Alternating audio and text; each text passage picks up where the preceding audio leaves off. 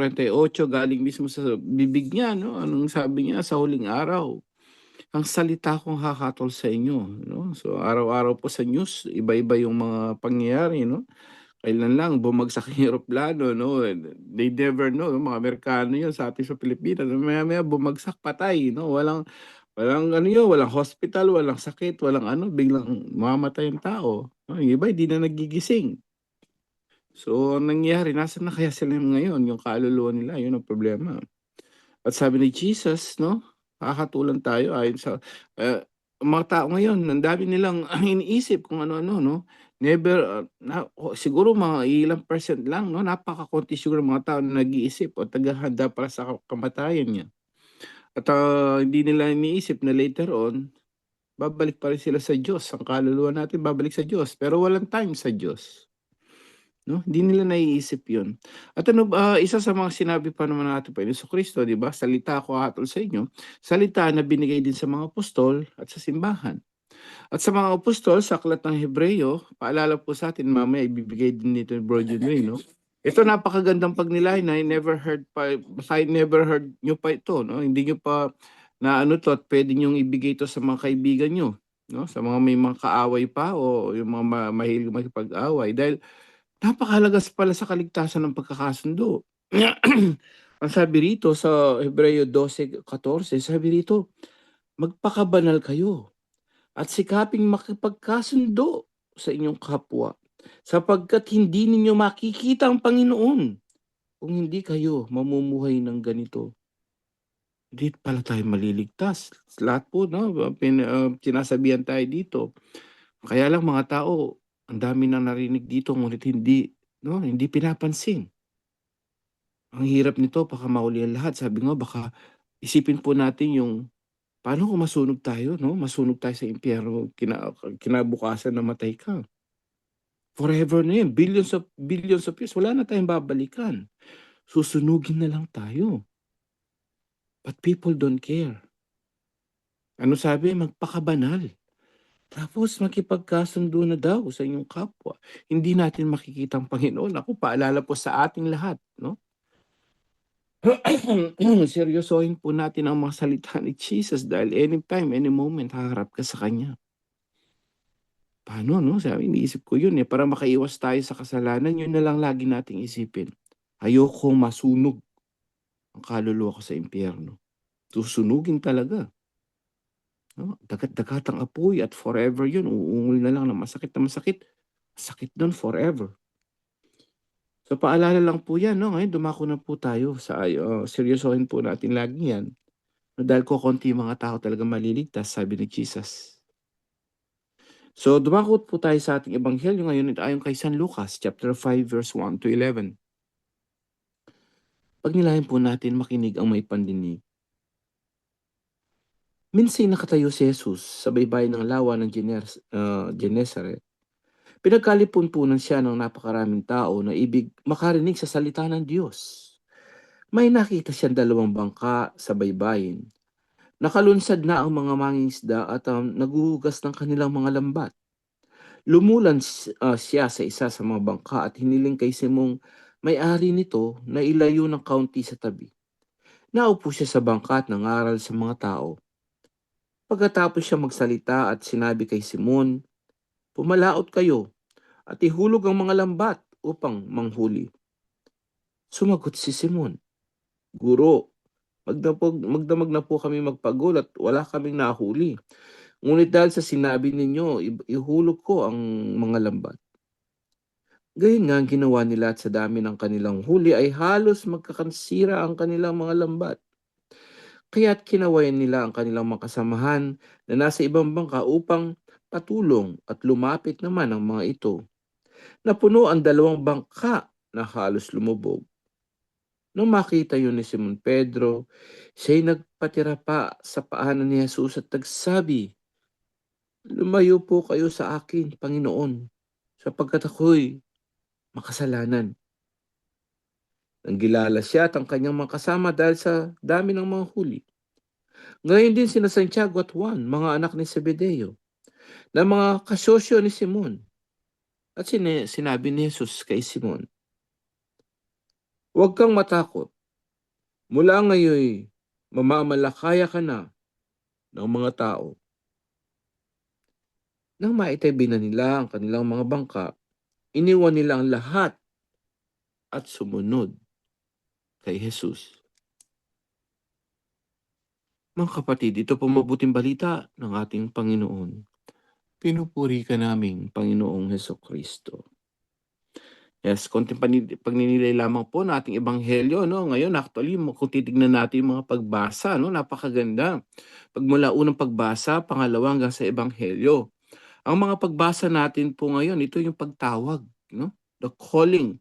Actually, kay Prophet Isaias, nung unang pagbasa, pangalawa kay Apostol Pablo. At ang pangatlo, dito kay Apostol Pedro. Pansinin niyo po, no? Sila tinawag sa iba't ibang panahon actually, no? Nasa Old Testament si Propeta Isaias. Si Apostol Pedro, nasa New Testament yan, nasa panahon ng ating Panginoon Kristo, no? Pagdating sa Apostol Pablo, medyo huli na nga yan, pero tinawag pa rin. At pansinin niyo, they were called in a different ways. No? Different times, different ways. Pero pansinin natin doon sa mga pagbasa hanggang sa Ebanghelyo, itong mga tatlong taong ito ngayon kasalukuyan sa pagbasa, sila po ay may tatlong katangian na pare-pareho. At pansinin niyo ang pagtawag ng Diyos sa kanila, no? Sila ay ito yung mga tao na talagang mga aba, no? Hindi kilala sa lipunan, mga simpleng tao, pinakasimpleng-simpleng tao.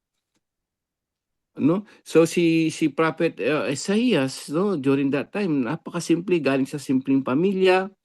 Ngunit tinawag siya sa ibang paraan. Paanong paraan? Doon sa isang templo, di ba? Nagpakita sa pamamagitan ng isang anghel. No? Doon nagpakita ang Diyos, nakita niya yung vision, nandun lahat. Paano din nagpakita naman kay Apostol Pablo ang Diyos? Di ba kung naalala nyo, papunta siya sa Damascus, tapos nagpakita sa kanya si Jesus. Dito naman sa ating ebanghelyo, paano nagpakita ang Diyos naman, no? Nagpakita rin sa pamamagitan ng himala. Pansinin niyo, mas expert siya kay Jesus dahil si Jesus ang ano, hindi naman expertise yun, no?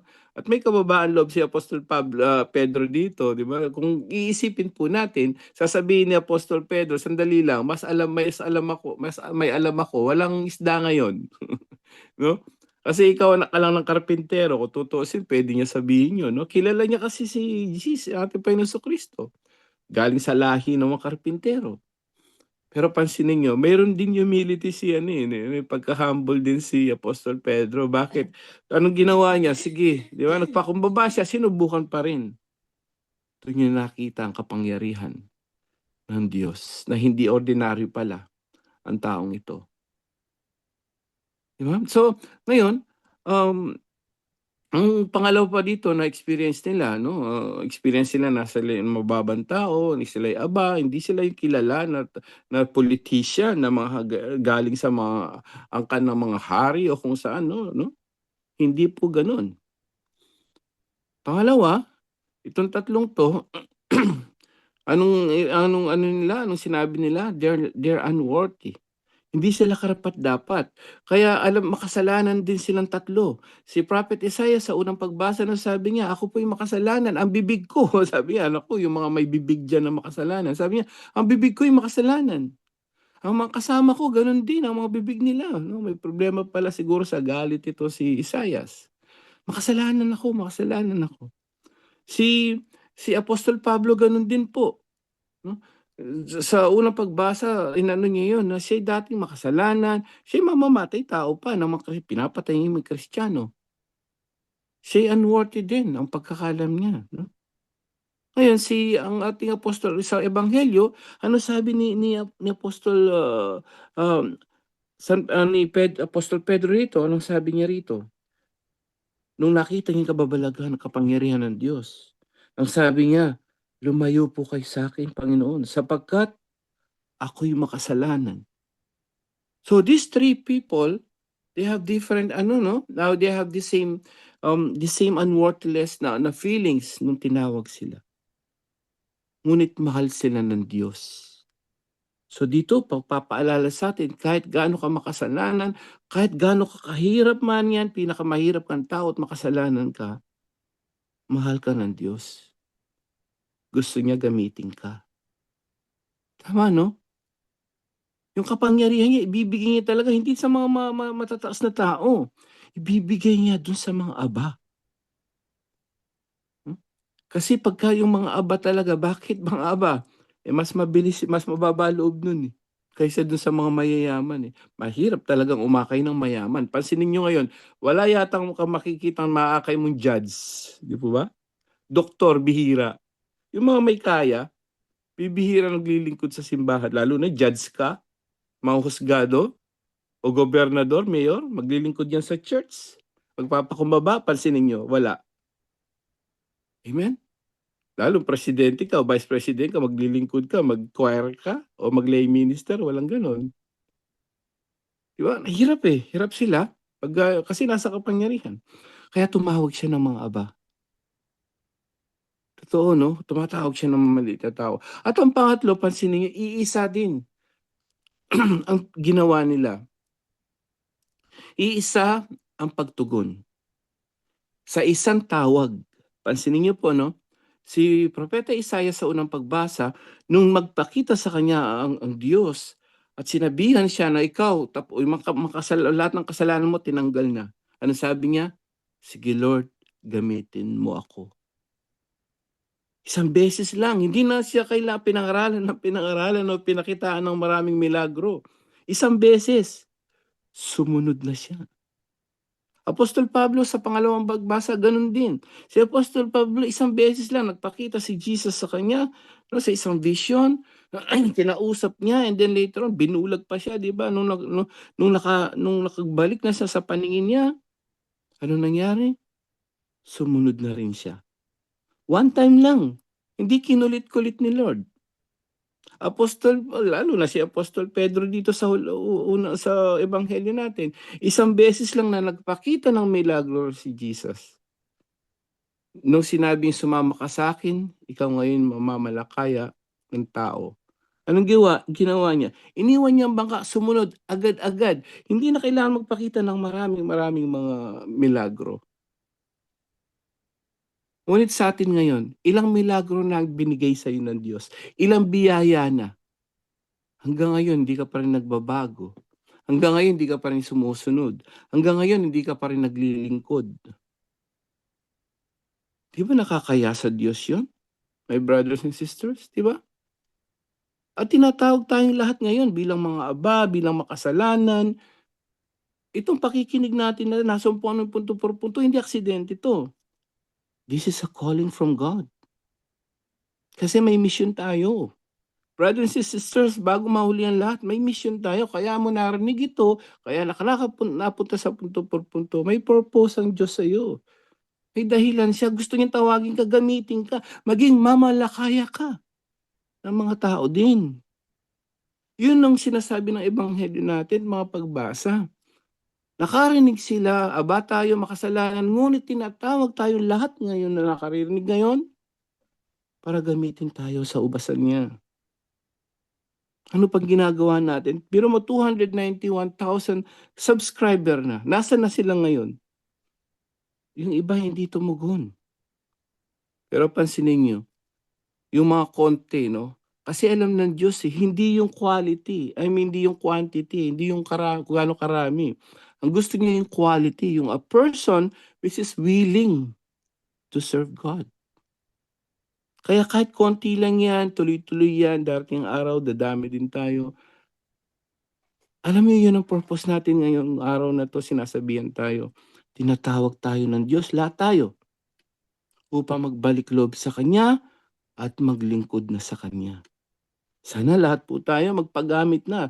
Kagaya ng lahat ng tatlong ito, ng mga Prophet Isaiah, Apostol Pablo, Apostol Pedro, isang beses lang sila tinawag, nagpakita ng kapangyarihan ng Diyos. One time lang. Pansinin niyo, hindi na sila bumalik sa dati, dumire-diretso naglingkod sa Diyos hanggang sa kamatayan. Binigay nilang kanyang buhay. Ngayon, nasa piling na sila ng Diyos sa langit. Amen. Yun lang po, naway gabayin tayo ng banal na espiritu ngayong gabing ito. To God be the glory. Salamat po, back to you, Bro Jando, at sana po mag-testimony tayo, no? Talagang purihin mo ang Diyos. Lahat ng mga pagpapalang binigay sa'yo, karunungan man yan, kagalingan ng mga kasakitan man yan, anumang pagpapala sa'yo, kailangan laging purihin ang Diyos. Bro Jando? Ganda ng timing mo, bro. Okay.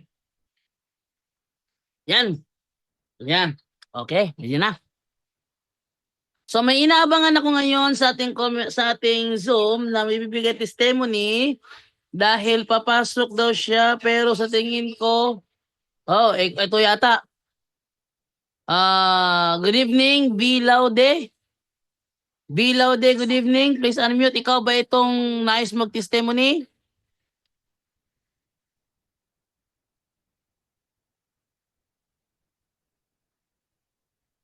B Laude? Hello, good evening. Paki-unmute. Ikaw ba yung gustong magbigay ng testimony ngayong gabi? May kumukonta ka sa akin. Hello, good evening. Ito ba yon si Virgil Laude? Wala akong marinig. O naka-headset ka po, please po remove the headset kung may headset ka. Teka, naririnig ba ako dyan, Brother Angel? Yes, bro. Akala ko hindi ako marinig. Rinig. V Laude.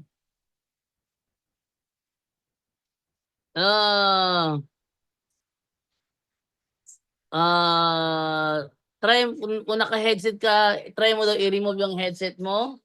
Or kung naka-Bluetooth speaker ka, please turn off the Bluetooth. Ano man na nakakonect sa cellphone mo na hindi marinig ang boses mo, please ibut-ibutin yan. Diba, ibut-ibutin yun. Bilaw de, hello. Ayan lang kita hati. Adjust ka muna dyan. Balikan na lang kita pag nagsalita ka na. Okay, ito na sa unang tanong muna from 8101. Wait lang ha. Busi sa loob mo simbahan yung 8101, hello po brother, kumusta po? Mayong adlaw, mangutanaw ta ko brother kung na ba exorcist sa Tagum. Uy, meron. Merong exorcist sa Tagum, Davao de Oro po. Kaya nga akong anak, 100% nga possess. Mahadlok man mo dool og simbahan. Unya ingon nga pag-ampo dili pud siya unta makahatag mo ba daw kung sa mayo buhaton nako brad. Naarab ako sa Saudi, dugay-dugay pa ko makauli. Kung siya angin ako buhaton ni brother, salamat, hinaot mabasahan. Yes, meron pong exorcist sa Davao. Wait lang muna ha. Laude, salita ka lang pag available ka na ha. Wait muna, tingnan dito yung ating list of exorcist. Okay, sa Tagum, Davao, meron.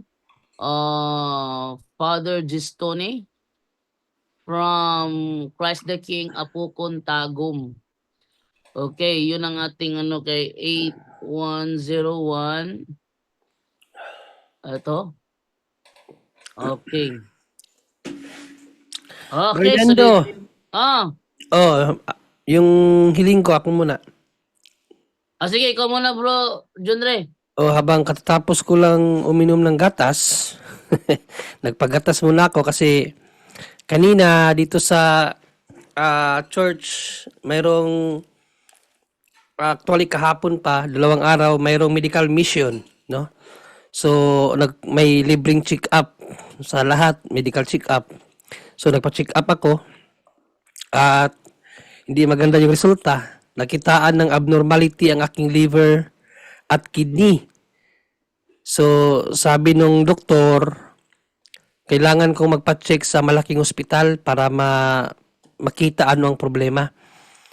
So, kaya sabi, kain daw ako ng mga healthy foods at mga iwas sa mga processed foods at etc. sugar.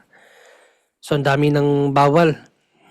Pero actually, Unang punta ko pa lang sa Korea, nakitaan na talaga ako ng problem sa liver. May problem na talaga ako sa liver. Unang punta ko lang pa sa Korea, so hindi na bago sa akin 'yan. Nakakatakot lang kasi yung nagbigay ng referral yung doktor. Ay, yung referral na nakakatakot kasi abnormal, abnormal ang aking liver daw. Kung ano-ano Baka fatty, kaya yung ah? baka fatty liver. Parang ganun baka nga. Kaya nga Ano lang yan bro, yung mag-ingat ka lang sa mga mantika. Tsaka ang yung mga matingkain, no? Napakahilig ko oh, pa naman sa madali oily. lang yan bro. Madali lang yan matanggal kapag iwas ka lang talaga doon sa mga karne. Yun nga eh. Yun nga ang ano kaganina eh. Sa daming Mayroon akong the best na ano diyan, bro. Alam naman tayo, ano natin ano, 'yan, no? Mahilig ka sa kape, 'di ba? sobra, One of grabe. the Ang tubig Yes, ko na yan, Brother okay. Angel. Uy, Kaya One of gatas the ka ininom ko best ngayon eh. bro. One of the best na pampatunaw ng fatty liver, kahit i-search mo sa internet, black coffee. Black coffee. Ay, kape pa rin pala. Yes. Yes, pero black. No So, sugar. black na black, yes. Well, Lalagyan ng sugar. konting-konti lang, hangga't maaari. Konti lang, Pero konti lang. mabilis yan tuwing umaga, and at the same time, lemon with tea, mabilis yan, and then less ka muna ng ano, Right wag ka bro. muna mag-fatty. Yung luto talaga na puro sabaw-sabaw muna, avoid mo yung fatty foods, ang mga mayonnaise, yan, mahilig tayo sa mayonnaise, di ba? Any fatty foods muna, mga ano lang yan, mga buwan-buwan. Tapos later on, pwede naman pauti-uti pag bumaba na. Pa-check up ka uli after 6 months. Yun yung pinaka ano yun, dalawa yun na search ko at effective yun. Black coffee. Kaya mahilig ang black coffee mga Hapon dito. Ano pala yun? Very very healthy yan sa liver. Yun nga sabi rin dito kaganina. Yes, Black so coffee black daw. coffee and then yung hot water, yung matandang Hapon dito, Haponesa, sinabi rin niya yung ano yung tsaa na green tea with lemon, yun tuwing umaga rin, ganun. So 2 to 3 times, madali lang yan, madali taka iwas muna sa ano. Ilang months lang yan, maki-clear na yan. Nakaka-relate na ako sa mga tao pag ngayon pag may malaman ka na yung mga internal problems, ngayon ko lang na feel yung feelings nila. Hindi pala ganun kadali, no? Sa akin nga, ano pa lang yun eh. Nakitaan lang ng abnormality. So, medyo hindi na ako mapakali, no? What if pa kaya kung talagang malignant na or, di ba? So, wala talaga. Ang tao talaga, pag hindi talaga nag-ingat sa sarili, may kakalagyan talaga tayo sa sakit, no? Pero pa-check mo rin bro, kasi pag sinabi abnormality, kasi kung fatty liver yan, sasabihin lang fatty liver, pero yung abnormality ibang ano yun, so kailangan pa-check Doon mo nga ako pa rin. natakot, Brother Angel, kasi sa Oo, kasi referral, iba ang yun. nilagay Abnormality. abnormal liver / Naku. kidney function. Ay, ano mo na yan. Yun ang Kasi nilagay kung fatty liver So, lang yung sasabihin ay mataas yung ano ng fats mo dito sa liver, fatty liver lang yan. Bibigyan ka ng gamot. But abnormality, iba rin yan. Pa-check mo mas maganda bro. But don't worry, God is with us. ayun na, sa Diyos na lang talaga tayo nito, no? Tawag dito. Sa Diyos na lang tayo aasa. Siyempre, kailangan pa rin natin ng mga doktor. Pero the best doctor pa rin naman ay ang Diyos. Sana ma-okay to balang araw. Pero dito na ako sa kasi kanina habang nagmimisa tumawag tong ate ko na kailangan ng tulong dahil nga daw sa mga text na kinakailangan nila para bukas, no? Si Ate Alma Widingko sa Valenzuela po sila nakatira. Basahin ko ulit yung kanyang sinabi kaganina. Bro, hingi lang ako ng mga verse sa Bible ng pakikipagkasundo ng mga magkakagalit. If okay na ang schedule mo, kailangan lang bro, bukas na kasi namin gagawin to bro, ang pagbatiin ang dalawang taong magkagalit. So ito yung pinaka-subject mo, ang pagbatiin ang dalawang taong magkagalit. Maganda talaga yan. Pero kailangan din yung magkagalit, sila din mismo ay willing sila, no, na makipagkasundo doon sa kagalitan nila dahil Pag ayaw nung isa, wala rin tayong magagawa. Pero yun talaga ang dapat. At ang unang talata, yun ang una, no? Yung binasa niya Brother Angel kaganina, ang Hebrews 12:14. Kung maaari sana, Ate Ams, gamitin mong Biblia ang Magandang Balita Biblia kasi ito yung version na ginamit ko. Baka kasi sa ibang version iba ang pagkasabi. So paalalahanan lang kita na ang ginamit kong Bible is Magandang Balita Biblia na Catholic version. No, Catholic version na Magandang Balita Biblia kasi Katoliko naman yung gagamit. So dapat ang gamitin na Bible is Catholic. Okay, so Pero bro, nakikinig siya ngayon. tinawagan ko, sabi ko na makinig siya. Palagi naman yun nakikinig, Brother Angel, sa punto por punto, araw-araw. Amen, amen. Araw-araw yan nakikinig. Ito, ang sabi sa Hebrew 12:14, unang ginamit ni Brother Angel kaganina, sikapin ninyong makasundo ang lahat. So, panawagan to ni Pablo sa lahat ng mga Kristiyano. Sikapin ninyong makasundo ang lahat at magpakabanal sapagkat hindi ninyo makikita ang Panginoon kung hindi kayo mamumuhay ng ganito. So napaka mabigat na paalala ni St. Paul para sa atin. Hindi daw natin makikita ang Panginoon kung hindi tayo mamumuhay ng ganito. Ano yung ganito? Ang pagsikap na makasundo ang lahat. Nagulat ka dyan, no? Gulat nga ako kanina nung binigay ito ng Brother Angel kasi nagpatulong ako sa kanya. Nagulat ako, sabi ko, ang ganda naman ng talatang ito, sapul agad. Sapul. Sa Sa sapul mga agad. magkaaway. No, so grabe pala talaga, ang Diyos talaga is gusto niya ng peace. Kaya pala, sabi sa Bible, ang Mesiyas ay hari ng kapayapaan. No? Tandaan po natin, bago siya umakyat sa langit, ang iniwan niya sa iglesia, kapayapaan. Diba sabi niya, kapayapaan ang iiwan ko sa inyo at ano pa yon? Basta kapayapaan. At ang isa pa sa talata din, yung ikaw maging tulay bilang tulay sa pagkakasundo, no? So mapalad ang mga peacemaker, yan ang sabi sa Bible. Dito pa rin sa Matthew 5:9, ito naman ang sinabi ng ating Panginoong Jesucristo, pinagpala ang mga gumagawa ng paraan para sa kapayapaan. So, sapagkat siya'y ituturing na mga anak ng Diyos. So, importante din pala na tayo ay maging daan, tulay para sa kapayapaan, para sa pagkakasundo. No? Lalong-lalo na yung mga tao na malapit sa atin. So, importante din po talaga tayo bilang Kristiyano, maging tulay tayo sa kapayapaan sa mga nagkakaalitan. Pero yun na nga, sana no, yung mga tao na gugustuhin nating magkabati ay hipuin ng Diyos, no? So importante din siguro, Ate Ams, before kayo mag-preach, pero doon sa dalawang magkabati, prayer talaga.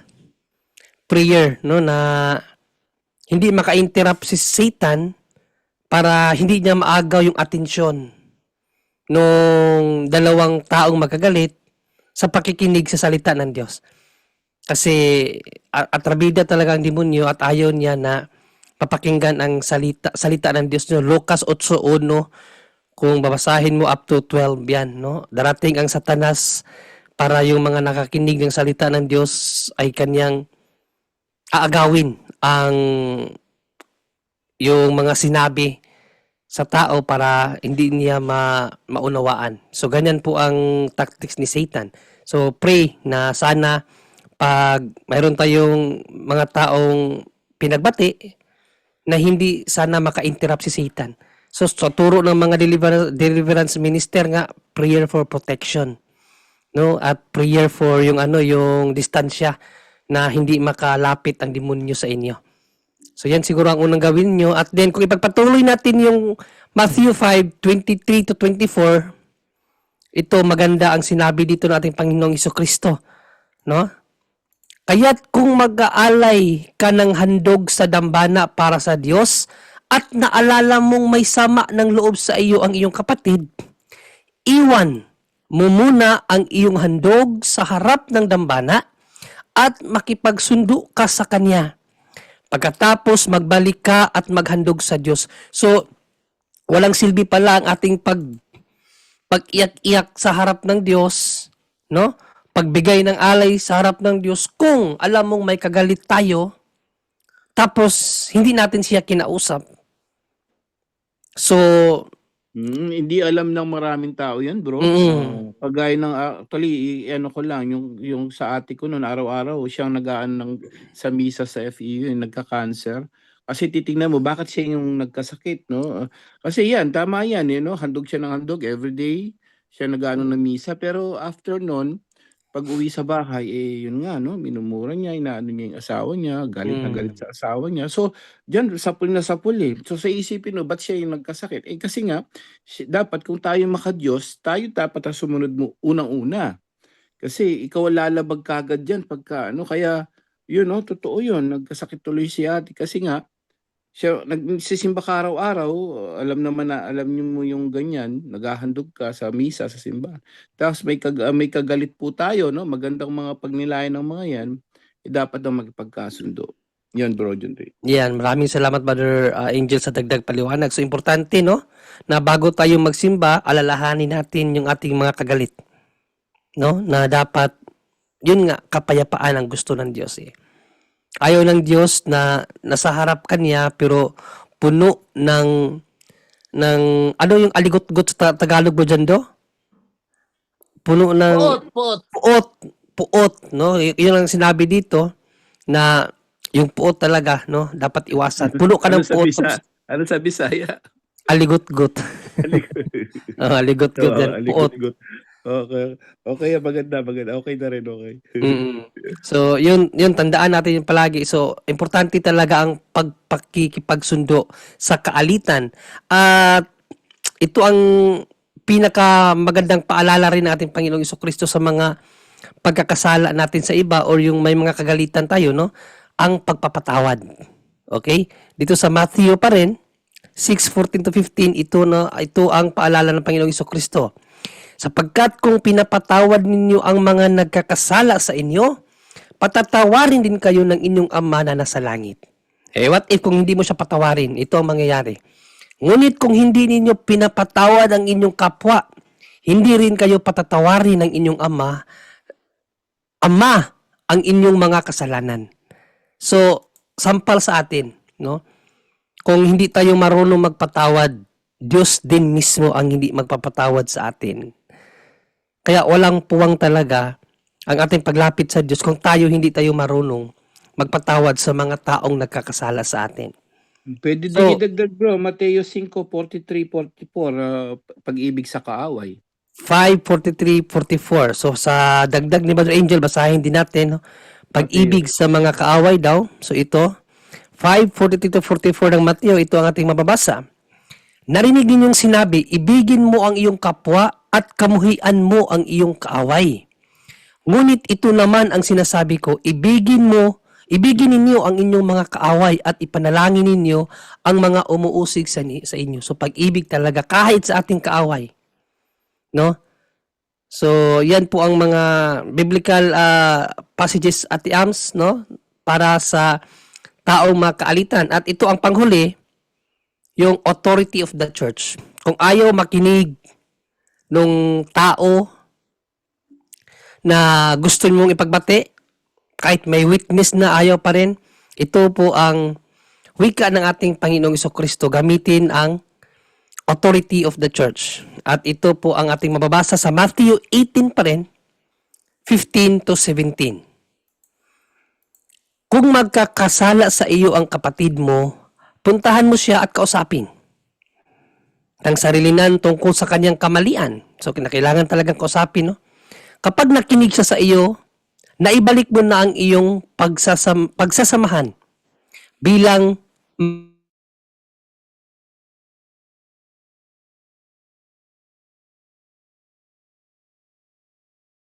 kung ayaw niyang makinig sa iyo, magsama ka pa ng isa o dalawang tao upang ang lahat ng pinag-usapan ninyo ay mapatunayan ng 2 o 3 saksi.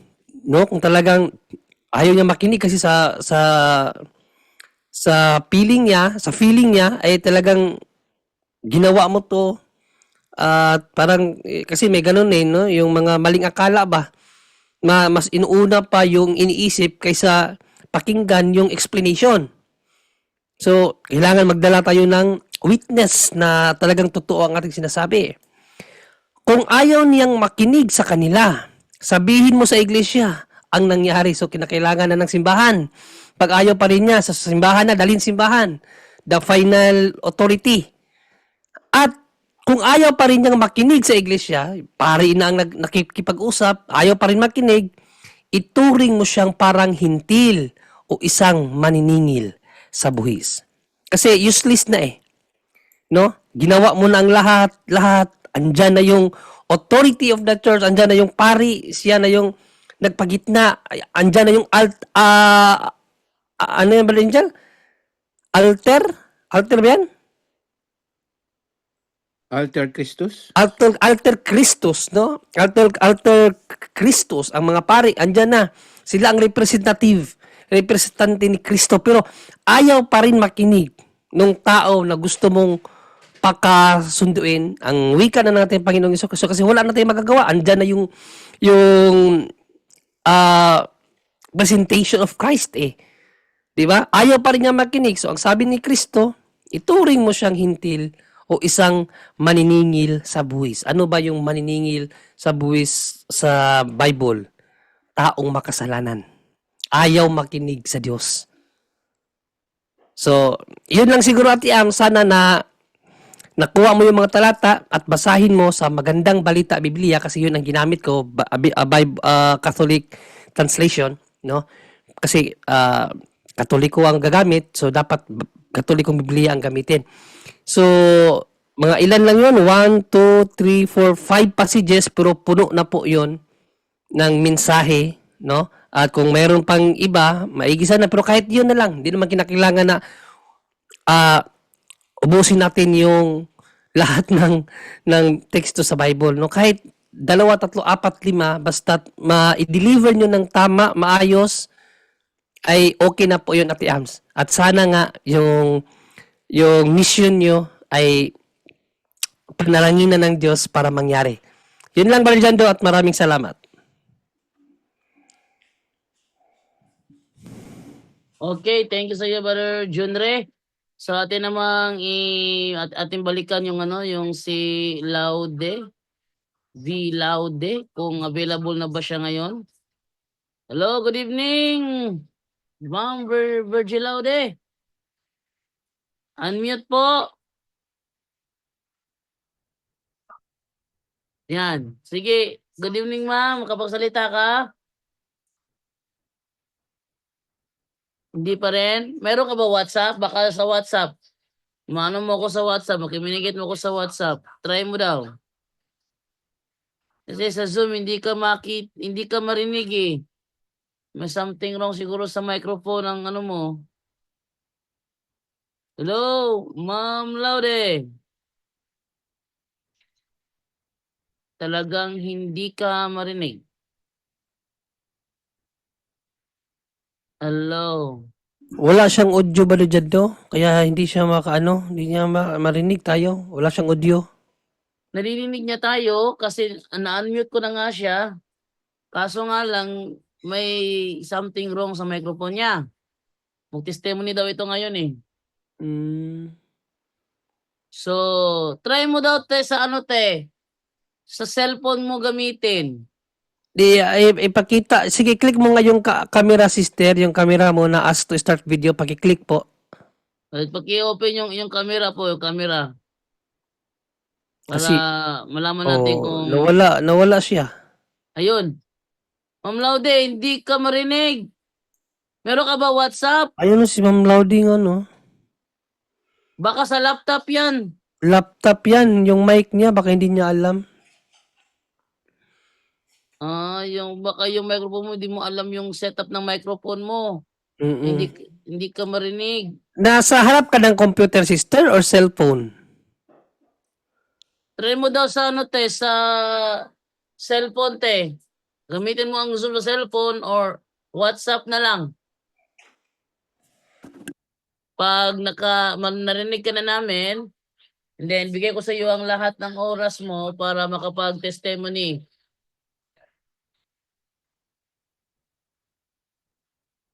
Hindi ka namin marinig talaga te, something wrong sa microphone ng computer mo, baka naka-set up sa mali. Try mo yung audio settings ng Zoom mo kung saan naka-set yung microphone mo. Kasi kung laptop 'to baka hindi nagtugma yung microphone niya. Kung may Zoom sa cellphone na lang muna gamitin, or kung walang Zoom sa cellphone, puwede naman sa WhatsApp. Video call lang sa laptop, makita na yung mukha mo sa live at saka yung testimony mo marinig na rin. Try mo daw te. Okay, habang hintayin Kung lang wala natin bro, na may yung may tanong dito yung kahapon 'no, sa ano natin, sa, YouTube channel natin kahapon na baka puwede nating i-address yung tanong muna. okay, dito muna ako sa WhatsApp kasi may ano sa WhatsApp, eh. Gusto Oh, ring sige bro. katanungan. Okay. Eto naman tayo from 8836, sabi Bro Jando, good morning. May question ko ba? Bawal ba na sa spiritual warfare ang magbuhi og manok pang sabong? Wala manggug ko nakita na talata about sa gambling. Nakita ra nako is for the love of money is the root cause of evil. At ibigay kay Brother Romer. Brother Romer,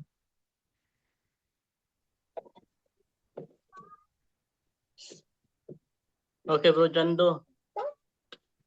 So, kapag mag-alaga ka ng manok pansabong, tapos hindi naman sinasabong, walang problema po yun. Yung ano, yung kapag wala pong pera na involved.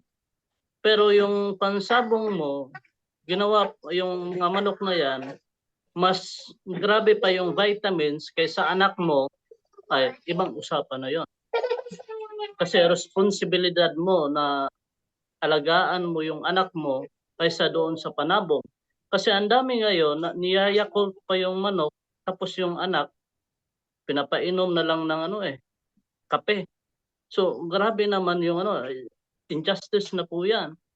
Kaya nga, mas hinimas-himas pa yung manok sa asawa eh.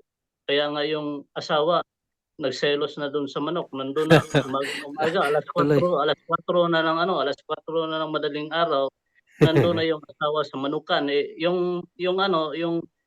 yung asawa nandun na sa nasa bintana na para ng manok eh. Sabi niya, pak, pak, pak, pak, pak, pak. O, gano'n na. Para gusto niya din mahimas. So, dapat, unahin po natin yung pamilya natin kaysa panabong. O, yan talaga ang problema ngayon eh. Bakit i-justify pa natin ni hindi natin mabasa doon sa Biblia ay okay na. Hindi po. Kasi yung pangsabong po, anong nangyayari doon sa sabungan? Kung nakapasok kayo, anong nangyari sa kanila?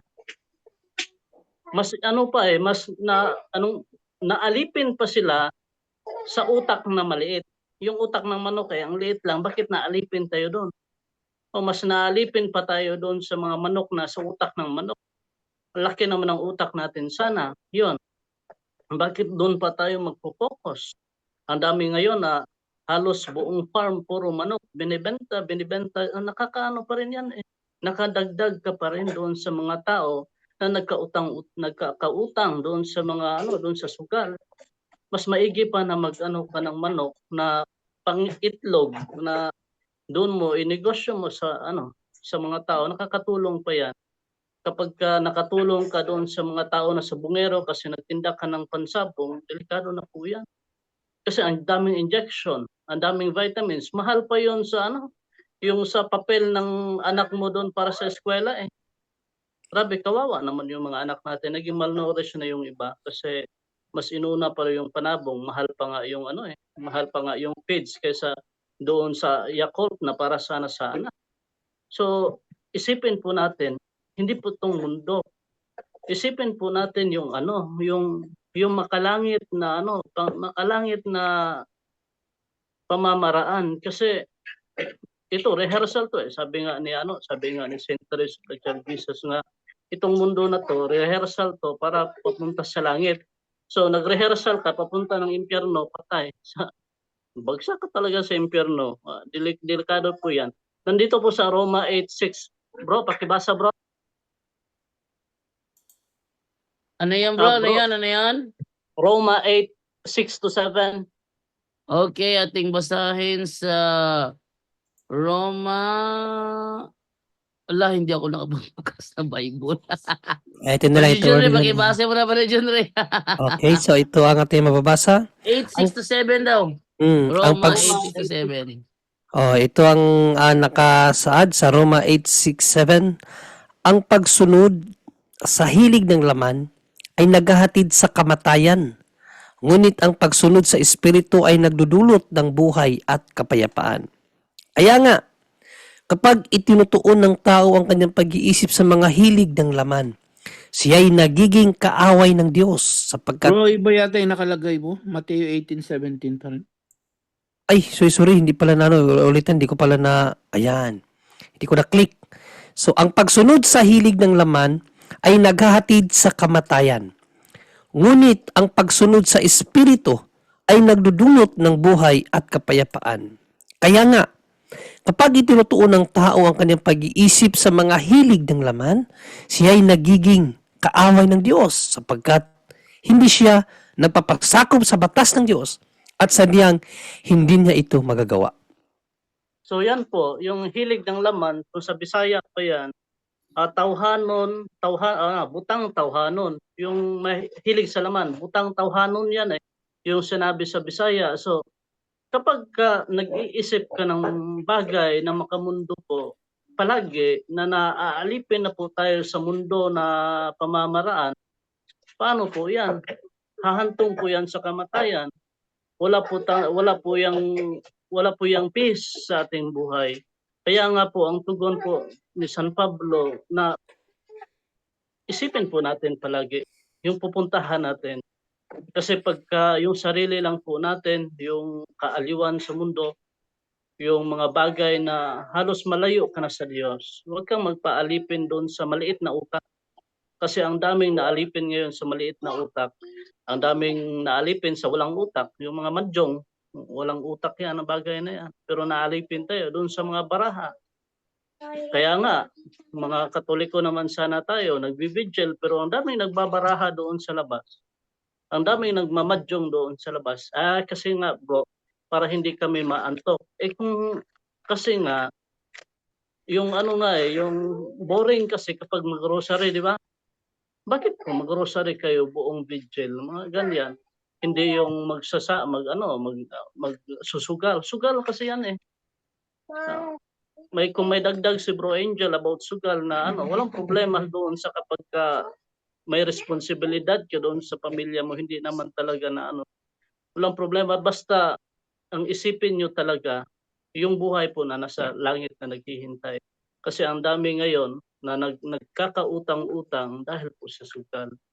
So kung mayaman ka, tapos yung mga pera mo na sobra-sobra, tapos pinansugal mo, injustice pa rin yan. Ang dami kasing mga tao ngayon na nasa lansangan na pwede naman na ibigay doon sa mga charitable works. Yun po talaga ang pinaka-importante kasi ang madadala lang natin sa langit yung kasalanan natin. Yung sa judgment, yung kamatayan natin, anong madadala natin? Sabi ni Thomas A. Kempis, yung kasalanan natin. Pagharap natin sa Diyos, yun ang madadala mo. Maharap mo sa Diyos. Kasi yung kabutihan na ginawa natin, diretso yan sa Diyos. Pero yung ang meron sa atin, kasalanan. Kaya nga pagdating natin doon, i-judge tayo sa mga ginagawa natin na mali. So back to you, bro. Yes. Bro Romero, Okay. yes. Ay, Bro Angel, sa katikisim, bro. Meron yata yan, bro. Yes, meron yan. Pero actually, biblical din sa mga mahilig magsugal. Siyempre, kapag magsugal ka, whether we like it or not, gusto mong magkaroon ng pera agad-agad. No? So, sa madaling, iba, nagpapayaman dyan. Akala nila yayaman hanggang sa naubos ang pera. Biblically, may isang talata dyan. Unang Timoteo nga, bro Jando, chapter 6, verse 8 to 10. No? Yun yata sinasabi niya, the money is the root of all evil. Totoo yun, no? It's connected yan sa gambling dahil may alam naman natin is pag gambling involves money. At pag involves money, gusto mong magkapera doon. Basahin nga natin una sa Tagalog muna or sa English muna is the root of all evil. 1 Timothy chapter 6 verse 8 to 10 bro, NIV o kahit Ito, KJV at ito. NIV. And having food and raiment, let us be therewith content. But they that will be rich fall into temptation and snare, and into many foolish and hurtful lusts, which drown men in destruction and perdition. For the love of money is the root of all evil, Evil. which while some coveted after, they have erred from the faith and pierced themselves through with many sorrows. So sa Tagalog yan, no, para mas medyo yan sa mga gustong yumaman, no. Ayan, Tagalog pakinggan niyo po mabuti sa mga naghahangad ng kayamanan sa anumang paraan. Kaya nga, dapat na tayong masiyahan kung tayo'y mga may kinakain at isinusuot. Mm. Ang mga nagnanasang yumaman ay nahuhulog sa tukso at nasisilo sa bitag ng masasamang hangaring magtutulak sa kanila sa kamatayan at kapahamakan, sapagkat ang pag-ibig sa salapi, in other term nito, mga mukhang pera, ay ugat ng lahat ng kasamaan. Kaya nga ngayon, ang dami na, dahil sa pera, may nangingidnap ng bata, kukuha na ng kidney at ibebenta sa mayayaman. Grabe na talaga dahil sa pera. Dahil Kahit sa nga pumatay gusto Oo. pumapatay mga tao, mga heart killer ngayon, di ba? Yung mga riding in tandem because of money. 100,000 per head, nako. Dahil sa paghahangad na yumaman, ayan no? Dahil sa paghahangad na yumaman, nag-online sabong, baka manalo. May mga taong nalalayo sa pananampalataya at nasasadlak sa maraming kapighatian. I-share ko lang sa inyo, matagal ako nagtrabaho sa casino kaya, sa Holiday Inn. Baka may kilala kayo dyan na 91, 92 hanggang 97 for 5 years. Holiday Inn, naging Manila Pavilion. Alam ko nasunog na yata ngayon yun. For 5 years din ako sa casino. No? Bar waiter ako doon. Mga VIPs din ang mga hawak ko. Ma-order sila. No? So may guest ako mga VIPs. No? Filipino. Marami ka rin Chinese. No? May Filipina doon. Medyo mayaman siya. No? Siya, VIP guest. So madalas siya doon sa casino. Ang lakas niya mag-bet. No? Alam niyo po ba, dumating ang pagkakataon. Ito, experience ko talaga to talaga sa casino ko. Ang na-experience ko, alam niyo po ba, dumating ang oras. Mga siguro, ilang buwan lang siya nagsusugal yata. Mga buwan lang yun big time no? Yung niya, yung taya. Maniwala po kahit hindi. Bandang huli, itong customer na to sa casino Filipino sa Manila Pavilion, no? Holiday Inn dati. Alam niyo po ba, later on, naghihiram na ng pamasahe. See? Naghihiram ng pamasahe na sa akin.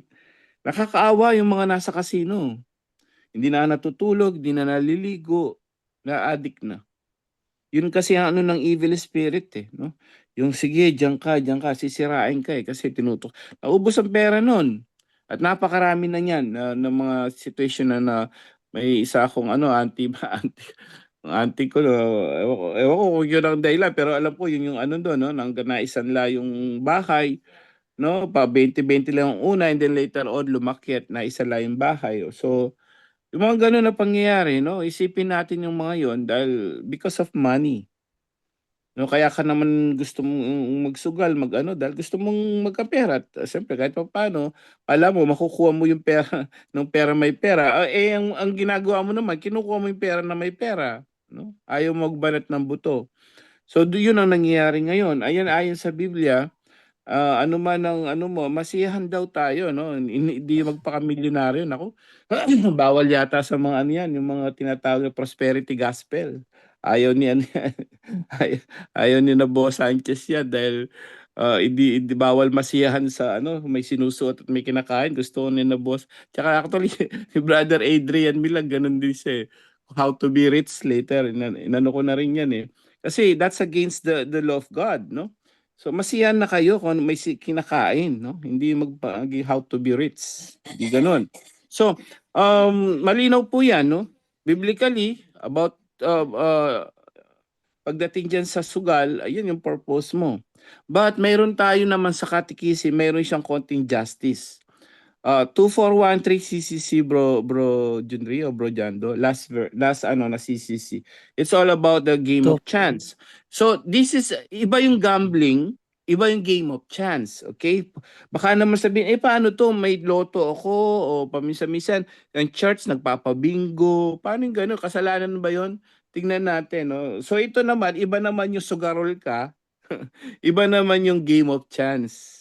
Okay? So bibigyan natin ng hustisya dito. CCC 2413 po. Paliwanag natin ng konti para mas maliwanag sa mga tao. 2413. Okay, so ito ang ating mababasa, 2413. Ayan. Games of chance. Kita ba dyan? Okay. Games of chance, card games, etc. or wagers are not in themselves contrary to justice. They become morally... Ano natin, isa-isa natin. Okay. Sabi niya, hindi siya contrary naman sa justice. Kung yung mga game of chance, ibig sabihin, bihira lang mo ginagawa yan, tuloy. They become morally unacceptable when they deprive someone of what is necessary to provide for his needs and those of others. Yan. Ano sabi? Nagiging unacceptable, hindi siya katanggap-tanggap sa simbahan at siyempre sa tao kapag ito ay nakakasira na, no? O nagagastos mo na yung basic necessary to provide yung kailangan ng tao. Halimbawa, yung naisugal mo na, naibenta mo na, yung pabili mo ng bigas. No, may ganon? 20 pesos lang tinaya pa sa last tree. Exactly. Ganun yung mga yung mga simpleng ano natin, mga mahirap na ano natin, nag-aano pa, iloloto pa. No? Ang loto hindi masama, game of chance, but kung ito ay apektado na ang basic necessity mo, no, o kailangan mo ng pambayad pala ng kuryente, naisugal mo, naisukasino mo, napakaraming dahilan yan. Lalo pang tuition fee ng anak mo, diyan naging unacceptable. Tuloy po natin, the passion. The passion for gambling risks becoming an enslavement. Unfair wagers and cheating at games constitute grave matter. Unless... Post doon, ang sabi niya doon, no, yung gambling risk becoming an enslavement. Na-enslave ka na. What do you mean na-enslave ka na? Kumbaga yung kapangyarihan ng ano, siya na nagdi-dictate sa inyo, nagpapasakop ka na doon sa sugal, no? So nagiging naggansad doon sa nag-cheating in game. So medyo nagkakaroon na ng illegal something doon sa ano mo. Yun nga, nagiging ano ka na, what is in the Tagalog enslavement, no? In-enslave ka na. Alipin. Nagiging alipin ka na, yes, exactly. So nagiging alipin ka na doon sa sugal na yan, nagiging grave matter na yon. Nagiging matinding pangyayari na sa buhay yon, which is medyo doon nagiging kasalanan yon. Tuloy po, unless the damage inflicted is so slight that the one who suffers it cannot reasonably consider it significant. Okay, so halimbawa wala naman naapektuhan masyado, no? Bihira kang magtaya, no? O game of chance lang, walang apektado, very slight lang. No, pero may damage pa rin. But if it is slight, it's not masyadong ano, hindi siya ganun kasama, kapatid. So, bigyan natin ng justice, no? Yung gambling, depende sa sitwasyon yon. If it is just a game of chance, tanggap ng simbahan. Batandaan po natin, mas maganda, sabi nga, prevention is better than cure, no? So, i-prevent mo na. Sabi nga, kung may kasabihan, kung ayaw mo maging lasenggo, huwag kang tumambay sa mga lasingan. Kung ayaw mo mag-saguarol, huwag kang tumambay sa kasino. So ganun yon. Ang pinakasikreto doon, prevent it. Yung tanong ng mga nagsasabong na ganun, yun nga, wag ka na kung ayaw mo maging sugarol sa sabong, tanggalin mo na yan, iwasan mo na. Dahil tandaan natin, yung mga malilit na lang mga malalaking bagay, nagsisimula yan sa maliit na bagay. Sabi nga, yung auntie ko, no, 20 20 pesos, 20 pesos lang, o pasugal-sugal. O. Ewan ko kung yan ang ano talaga. Maya-maya, nagulat ako na benta na yung bahay. See? Napakabariya. Parang yung mga naninigarilyo, dati pa isa-isa, di ba bro Junri? Pa isa-isa lang. Oh, maya-maya, Patikim-tikim. patikim-tikim, maya-maya, everyday, maya-maya, ayun na, maya, kakaha na. Kasi doon nagsisimula yung malaki sa maliit. So much better i-prevent mo na yan bago dumating doon sa sitwasyon na hindi mo na mapigilan. Yun po bro Jando. Okay, so thank you sa iyo, Brother Angel. Atin mo na i-welcome Brother Wendell Talibong from Ozami City. Brother Wendell, good evening. Hello, Brother Wendell. Yes, good evening, Bro Jando. At sa ating mga kasama nandito at sa lahat, welcome po. Okay, may tumawag kayo na sa WhatsApp. Hindi ko alam kung si Ma'am Laude ba ito, pero ate mo na i-double check mo na yung Zoom natin. Ma'am Laude, naririnig ka na ba? Sige daw, sige daw. Ma'am Laude, naririnig ka na ba? Hello? Siguro si ano yun, si Ma'am Laude yung tumawag kayo na sa WhatsApp. Try ko siya tawagan sa WhatsApp ngayon. Okay. Kung siya to.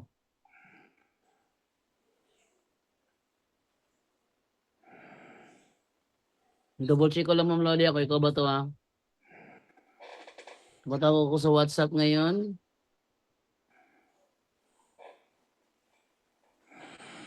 So habang tinatawagan mo siya, Brother Jando, merong katanungan dito galing kay EJ Kilem. Okay lang bang magtrabaho, duty, pagkatapos ng misa, Brother John Ray? Bro Wendell, pwede pakisagot, Brother Wendell, pwede ba daw magtrabaho after ng misa, Bro Wendell? Okay, nandyan na siya ha. Andyan na. Sige, Bro Jando. Okay, 1620. Ikaw ba si Ma'am Laude? Siya yan, kasi hindi pa rin nasagot. May problema nga yung ano niya siguro. Hello, Ma'am Laude? Ikaw ba yan? Kung ikaw yan, ano naman, kung ikaw ba yan? Wait lang muna, anuin ko muna itong aking microphone dito sa USB natin. Hello, ma'am, ikaw ba yan, Ma'am Laude? Pakisagot kung ikaw yan, yung nasa WhatsApp ngayon. Hello? Ha? Sino to?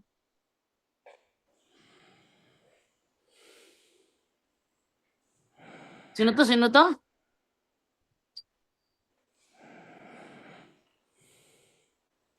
Yeah, ano atin bro? Magte-testimony ka bro?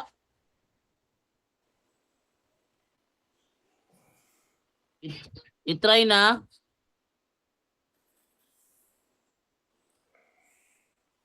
Okay. Sige. Kala ko si Ma'am Laude to. Dito si Ma'am Laude. So ating balikan si Ma'am Laude sa Zoom. Ma'am Laude, okay na ba microphone mo?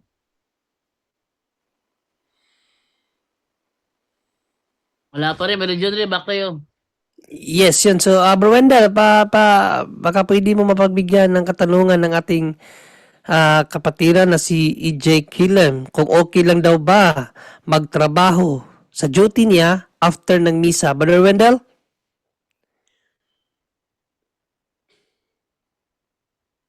Bro, ibigay mo na kay Bro Angel. Okay, Bro Angel, pakisagot mo na, Brother Angel. Okay lang ba, Brother Angel, na Ako pa tinanong sa ganyan. No? magtrabaho?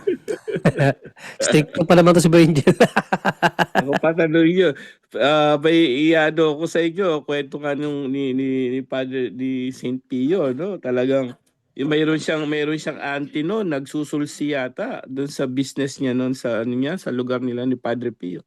Sinabihan niya talaga, huwag ka magtrabaho, don't work. I mean, it's Sunday. And it's against the third commandment, no? Ipangili ng Sabat, no? So mabigat 'yan, but may mga bansa kasi, no? mas sure ako ganun ang ginawa ko talaga habang nagsasakristan ako rito. Chance ko na yung bishop dito sa Japan, buti marunong English. Tinanong ko na siya, "Can I work on Sunday?" Sabi ko sa kanya, "Oh, oh yeah," sabi niya. So pwede daw, pero kahit ganun talagang bago pa lang kami nag-ano rito, bago pa lang ako po nagtrabaho rito, sinabi na namin ng boss namin yung Sundays, Lord's Day, no. So, ang mahirap ano nga mas mahigpit nga ang mga Israelita diyan, mga Hudyo, na talagang yung Sabat nila na Saturday, sa Friday pa lang ano na, no, Friday, although hindi Christian Sabbath 'yon, Friday pa lang ng 6:00 wala na 'yan, kahit bukas na ano, wala. Very strict talaga. Kasi noon pa man ang Diyos, very strict siya sa ganyan. Kaya ang ating Panginoon Kristo naman, ang sabi naman niya, wala naman, hindi naman, mali nga lang ang paraan nila dahil totaling wala kang gagawin. Mali yun.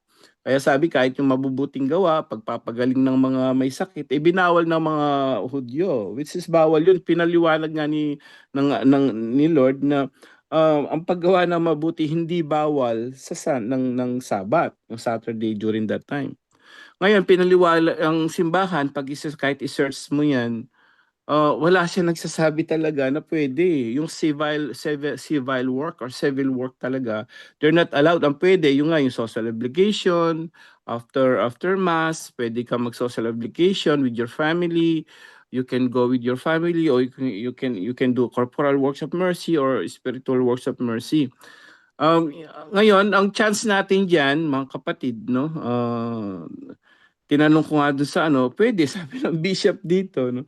Ang chance natin diyan kung medyo nag-aano tayo, biblically, noon pa man, Old Testament hanggang New Testament, bawal talaga magtrabaho, no.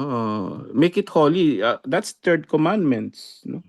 Bawal talaga siya. Ngayon, hindi naman nga nasusunod 'yan. So yung mga talaga very strict na gusto sumunod 'yan, ako very strict ako do'n. Sinabihan ko boss ko, kahit gaano ka sila ka-busy sa hotel, ng Sunday I won't work, sabi ko. Wala silang magawa. Pero Bro, from Monday to Saturday talagang inano ko na talaga basahin natin ang naman, Catechism, Brother Angel.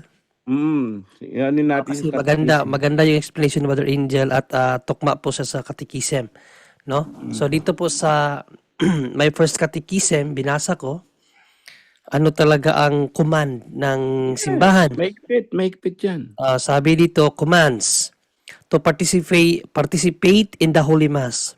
We must attend the Mass on Sundays and holidays of obligation. Those who cannot attend because of sickness, old age, or a very serious reason should at least listen to the Mass through any mass media. So yung may mga serious reason, at least makinig na lang muna ng misa. So hindi pa rin tayo pinapaiwas, no? Maliban na lang siguro kung hindi mo na talaga kayang mag mag mag ano, mag manood dahil sobrang hina ng katawan mo. May mga ganun kasi minsan no? At sabi dito, to rest and spend quality time with the family. So ito dapat no Yes. sa Sunday. Sunday is a day of rest and recreation, Yes. including sports, to be spent with family members and friends. As God instructed, this day is sacred to Yahweh your God. Do not be Tama. mournful. So every Sunday dapat pala tayo masaya. Hindi tayo mag-mourn, no? Hindi tayo Feast day nga yan, feast day. Oo. So do not be mournful. Sabi dito, do not weep. Go, eat the fat, drink the sweet wine, and send portion to the man who has nothing prepared ready. For this day is sacred to our Lord. Ang ginamit na Secret. talata, Nehemiah 8, 9, 10. Tapos forbids. So dito tayo sa forbid. Unnecessary servile work. Civil work, yan yun. Yung mga civil work na yan, yun po yung mga trabaho natin talagang regular. Na kasi kaya nga, ang Diyos kasi Diyos ng kaayusan. Sabi sa aklat ng Hebreo 13, sabi niya, ang Diyos ay Diyos ng kaayusan, na gusto niya talaga, kaya noon pa man, ang 6 days para sa magtrabaho ka, yung 7 day, magpahinga ka. Dahil, bakit tinano ng Diyos yan? Para sa mga tao yan, kailangan magpahinga. Dahil kinabukasan, magtatrabaho ka 6 days uli .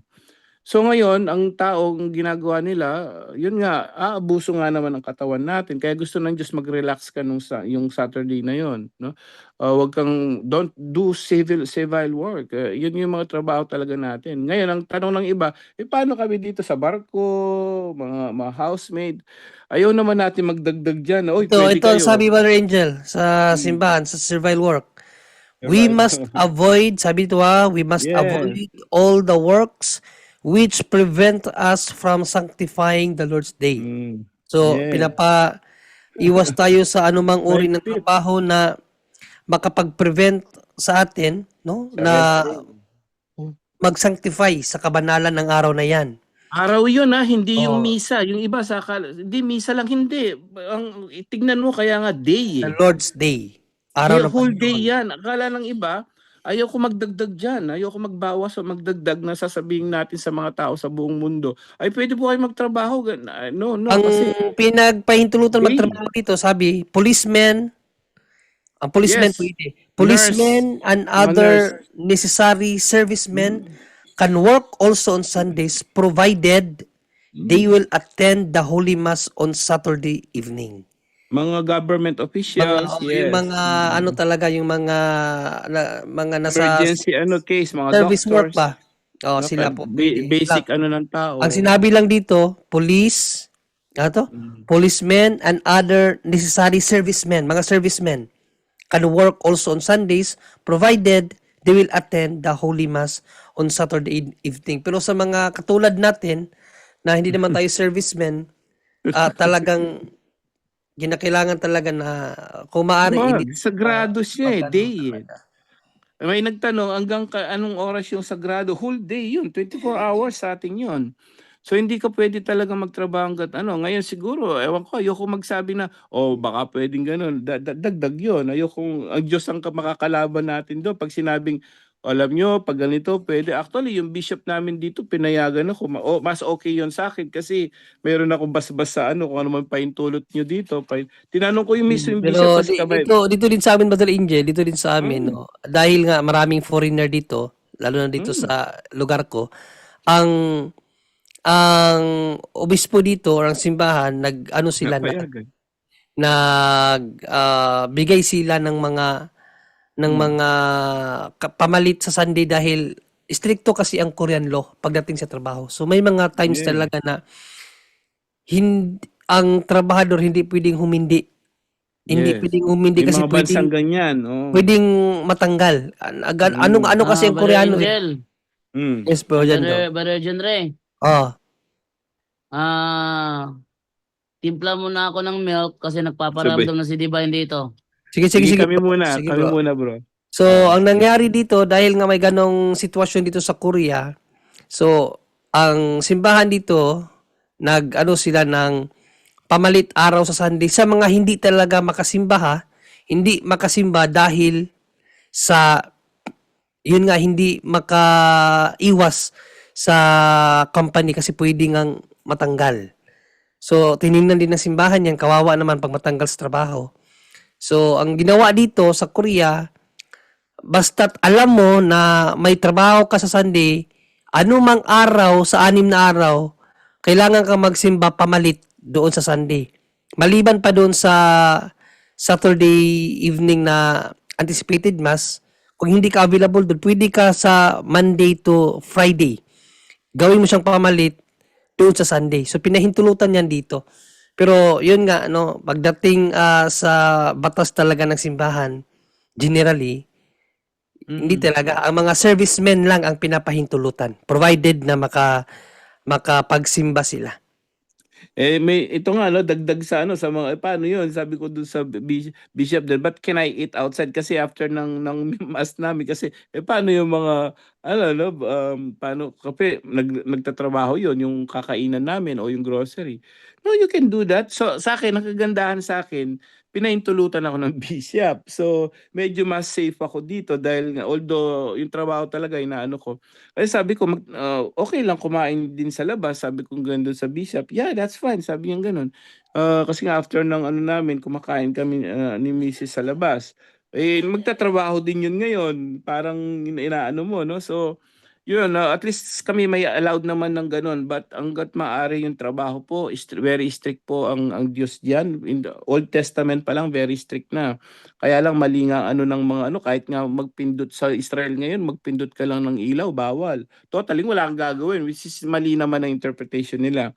But totally po yung sa simbahan, pagdating sa ano hangga't maaari, wag. Ngayon, paano yung ganito, house ano ko, baby si ano, housemaid ako dito sa ganitong bansa, paano ganyan? Well, hindi ko na po hindi na po ako pwedeng mag-add diyan. Ang pwedeng ko maisa-suggest is to ask your priest or your bishop kung sino man kung pwede kayong hindi pwede, kung pwede kayong magtrabaho diyan, no? Yun lang ang pinaka pwede naming maisuggest.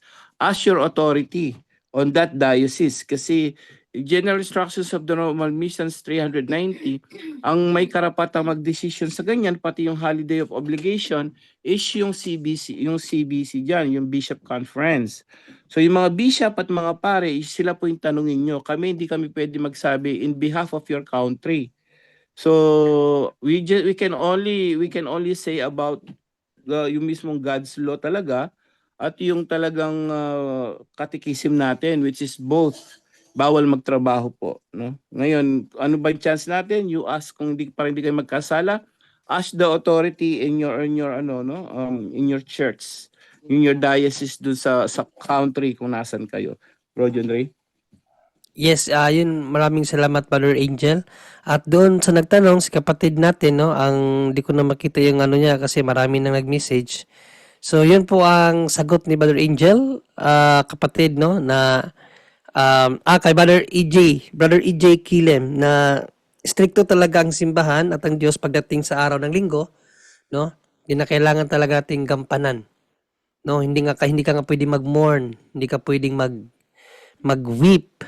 So, enjoy kasama ng iyong pamilya at kung maaari, ma-lead mo yung family mo na manood ng siguro mga religious life of the saints, no? Yan ang gawin yung libangan or mag-Bible study kayo, or kung hindi man, hindi kayo mahilig sa ganyan, at least magkaraoke kayo doon kasi dapat daw mag-enjoy. Ganun lang, hindi talaga pwede magtrabaho kung hindi ka serviceman. Mga servicemen lang ang pinapahintulutan ng simbahan na hindi makapagtrabaho ng Sunday, provided makapagsimba sila either anticipated mass or early in the morning, makasimba din sila para makapagpatuloy sila sa kanilang serbisyo. So dahil si Brother Jando ay ayun nga tawag ng pagiging ama. So ayun muna siya, no, inalagaan niya muna ang kanyang supling. So tiningnan ko dito sa ano ko, walang mga katanungan, no. Puro ang daming ang daming na ano sa akin, ang daming nagbigay ng advices about sa health ko. So maraming salamat sa inyong lahat, mga kapatid, binabasa ko naman. So ano pa naman hindi pa naman to talaga alam kung ano, no, na kailangan ko pang magpa-check up para malaman talaga ano yung sitwasyon ko. So tingnan natin dito sa punto por punto din kung may mga tanong ba dito. Bro, mayroon ako katanungan kahapon pa. Sige, basahin mo, Brother Angel, sige. Sa ano natin, pwede natin pasagot kay Bro Wendell, no. Ang tanong dito ni Ursula Mark, kung nandiyan ka po ngayon, no, ito yung tanong niyo kahapon. Good evening po, ask ko po kung totoong heretic, ano yan, sabi niya, kung ang pari ay gumamit ng old tradition Latin Mass. Yung nakatalikod ang pari sa mga tao at nakaharap siya sa altar. Hindi ko alam ba't nakaharap siya sa altar, pero hindi nga baka yung sinasabi niya nakatalikod sa tao, baka nakaharap siya dun sa sanctuary o dun sa tabernacle. Nakaharap sa altar. Baka nasa ano siya, Brother Angel, nasa likod siya ng altar. Habang nakatalikod. Yes. Hindi, tsaka yung altar siguro sa kanya, baka akala niya altar yung nandun sa tabernakulo. Sa tabernakulo. So, nagsabi po sa akin, thank you. So, Bro Wendell, ano yung masasabi mo doon? Ano ba yung gumamit ng Old Tradition Latin Mass ba? Heretic daw po ba? O ano, Bro Wendell? Well, sa panahon ni Pope Francis, utos eto, di totoo na nawala na ang ah, Latin Mass, no? Ang utos, bawat obispo, tulad sa appointed exorcist, pwede siya magturo kung sino na pari ang pahintulutan niya na magmisa ng Latin. So, ang obispo ang magpahintulot sa ganyan kung sino man na pare. So, hindi heretics yan. Maliban lang kung ang pare ay nagsagawa ng misa na walang pahintulot sa obispo, walang pagkakaiba na yan sa isang pare na gumagamit sa solemn exorcism kahit hindi appointed. Di ba ba? Yun po, Bro Angel. Ibig sabihin, Brother Wendell, sa naalala ko dyan kay Motu Proprio ni Pope Francis, ang ginamit na term dyan, restricted, hindi abolish. Yes.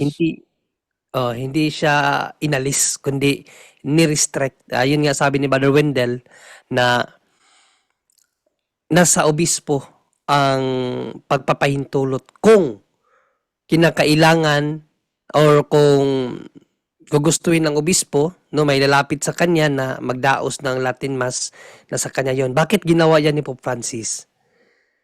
Para ang mga ayaw pa rin ayaw tumanggap sa Novus Ordo ay mapilitan.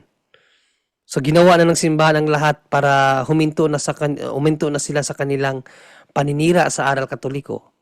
Pero hanggang ngayon, mas lalo pa nilang sinisira na tingnan nyo, inalis, hindi na inalis. Ang ginamit dyan sa Motu Proprio ni Pope Francis, restricted. Nasa obispo na ang hukom, Bro Angel. At ano din natin, no? Titignan niyo po kung sino nagmimisa din. Baka naman SSPX yan. No, ang So, SSPX yun ang reason Oo. kung bakit ni-restrict. Dahil sa mga Yes. SSPX. So kung talagang under na hindi sa SSPX, under sa na Roman Catholic Church pa rin, SSPX, hindi sa SSPX, pwede po 'yon, no? Kailanman hindi inalis 'yon. So they can have a choice, lalo na kung may bishop permission, no? Ang magiging problema po natin diyan, yung mga baka may mga ano diyan, pero SSPX, hindi sila talaga full communion kasi sa church. Medyo may problema sa schism yan dahil hindi sila naniniwala sa Novus Ordo, ganito. At ang simbahan, hindi sila masyado nare-recognize ngayon yan dahil nga dun sa hindi sila full communion. Hindi sila basta SSPX na yan. Hindi sila, kung yan ang gumagawa ng traditional mass, medyo delikado po. Actually, hindi nabasa ko sa hindi siya tanggap ng dahil nga hindi sila full communion. But they're still under the Roman Catholic Church, but they're not in the full communion. No, ang mahirap diyan, yun nga, pagka hindi ka full communion, medyo hindi siya gano'n kaano yung authority nun para dun sa talagang sa totoong simbahan.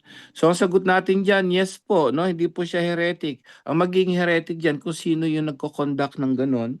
Kung siya ay SSPX, medyo hindi po accepted ngayon yung mga misa nila, kahit yung confession o dahil they're not full communion with the church, dahil kinokontra nila yung Novus Ordo, which is Novus Ordo approved by the for a pope.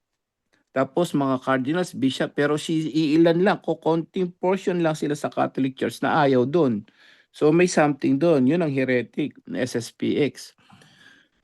So kung siya wag po kayo magsimba doon. Magsimba kayo doon sa hindi SSPX na pari, under ng Roman Catholic Church, as long as hindi sa SSPX. Bro Judry. At meron naman mga diocese talaga na nagsagawa ng Latin Mass na pahintulot sa obispo. At dito nga sa amin noon, may isang pari na sinabi niya sa akin, hilingin mo sa obispo na magmimisa tayo ng Latin.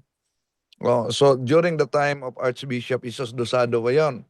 So pinuntahan ko sa Bishop House ang arsobispo namin noon at sabi ni Bishop, ang batas natin kaugnay sa Latin Mass, pag may hihingi na grupo ng lay, ibigay yan. Dahil grupo namin humingi, sabi niya, dapat ibigay yan. Pero ang tanong, kabisado ba ng pare ang Latin Mass na yan? Yun nga lang. Sabi ko, di ko alam, Bishop, pero sabi niya, marunong daw siya. So, yon ang dahilan na hindi napahintulutan. Baka kung ano sabihin niya. So Bro John Lee, mayroon nakaraisan na magte-testimony ba siya o ano? O, sige, tingnan natin.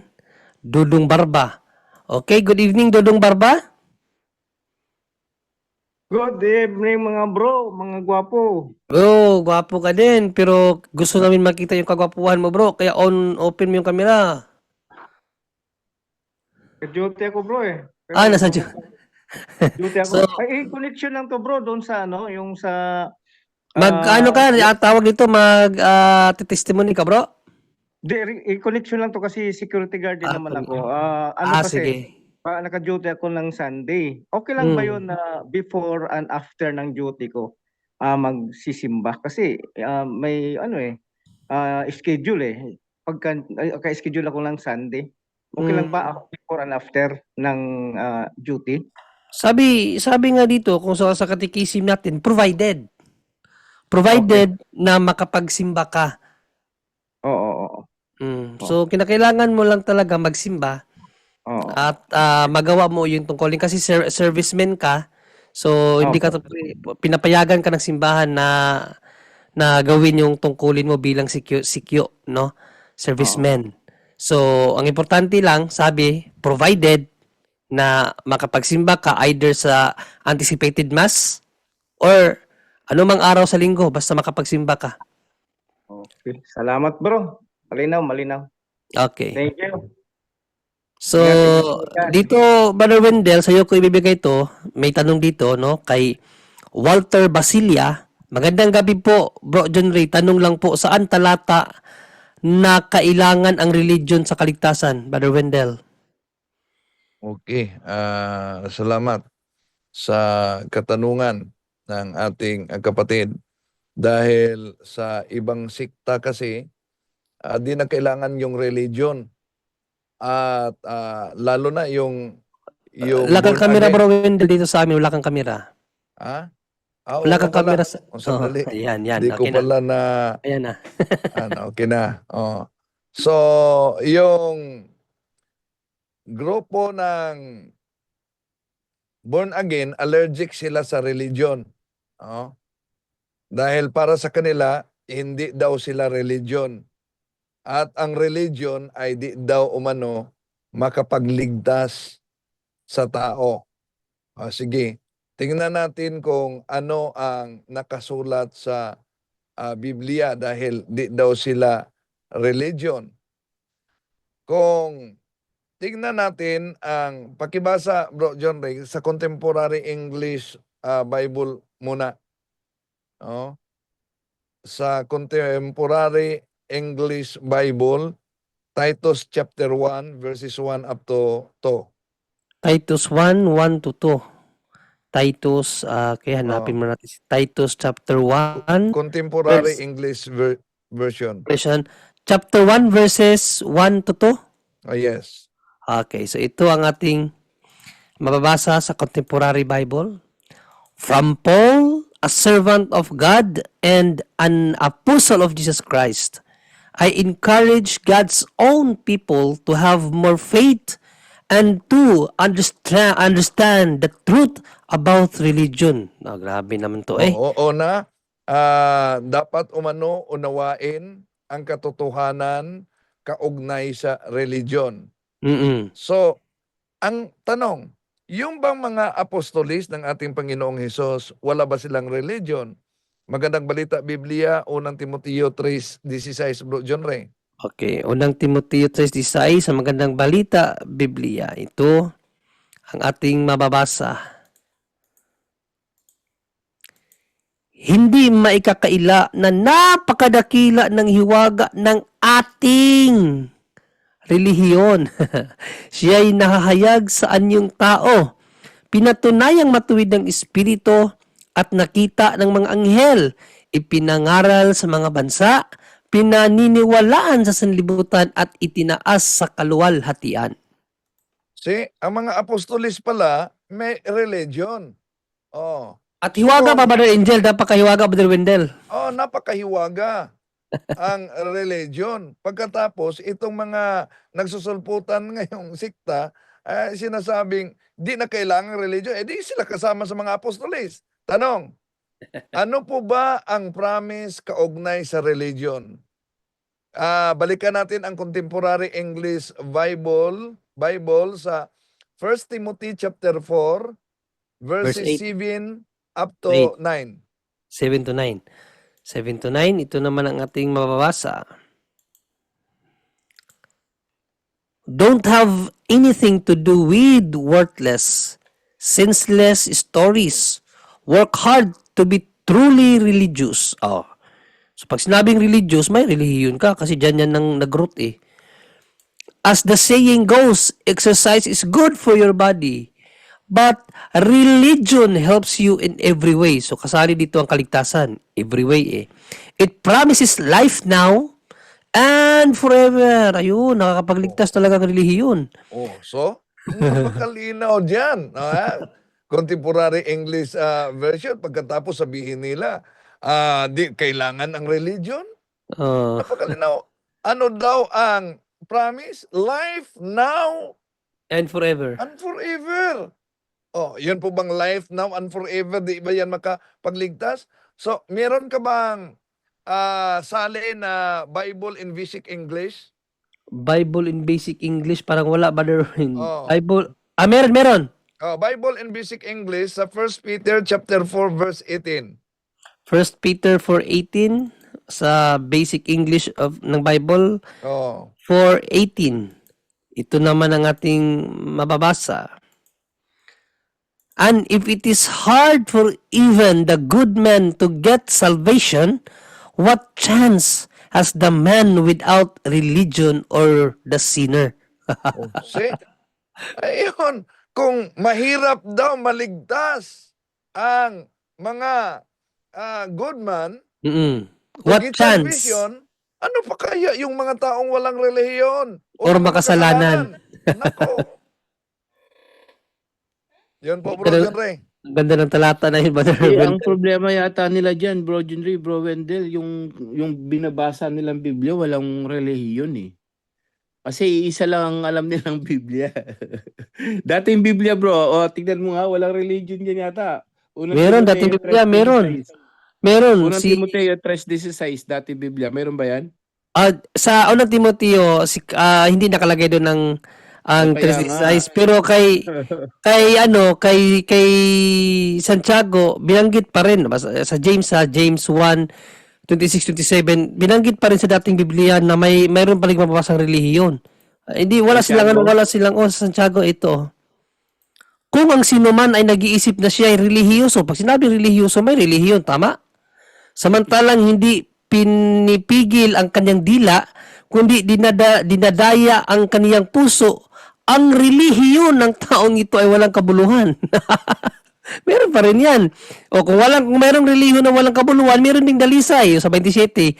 Ang dalisay na relihiyon at walang dungi sa harapan ng ating Diyos at Ama ay ito: dalawin ang mga ulila at mga babaeng baw sa kanilang kapighatian at pag-ingatang walang dungis ang kanyang sarili. Sa sanglibutan yan, may dalisay na relihiyon, Brother Angel, sa ang dating Biblia.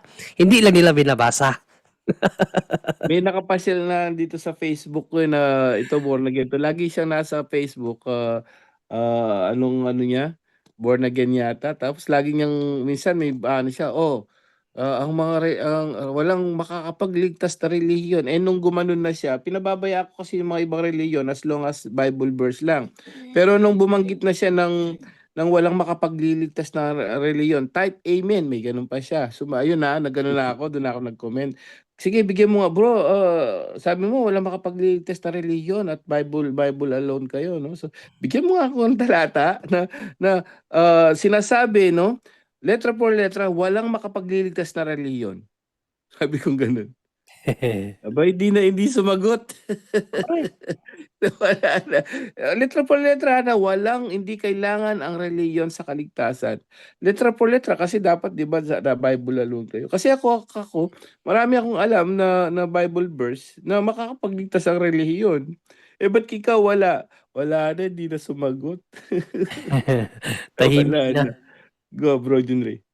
So, ito naman kay Sister May Tumapon. Good evening po. Kailangan po ba confession first before renouncement? Brother Romer.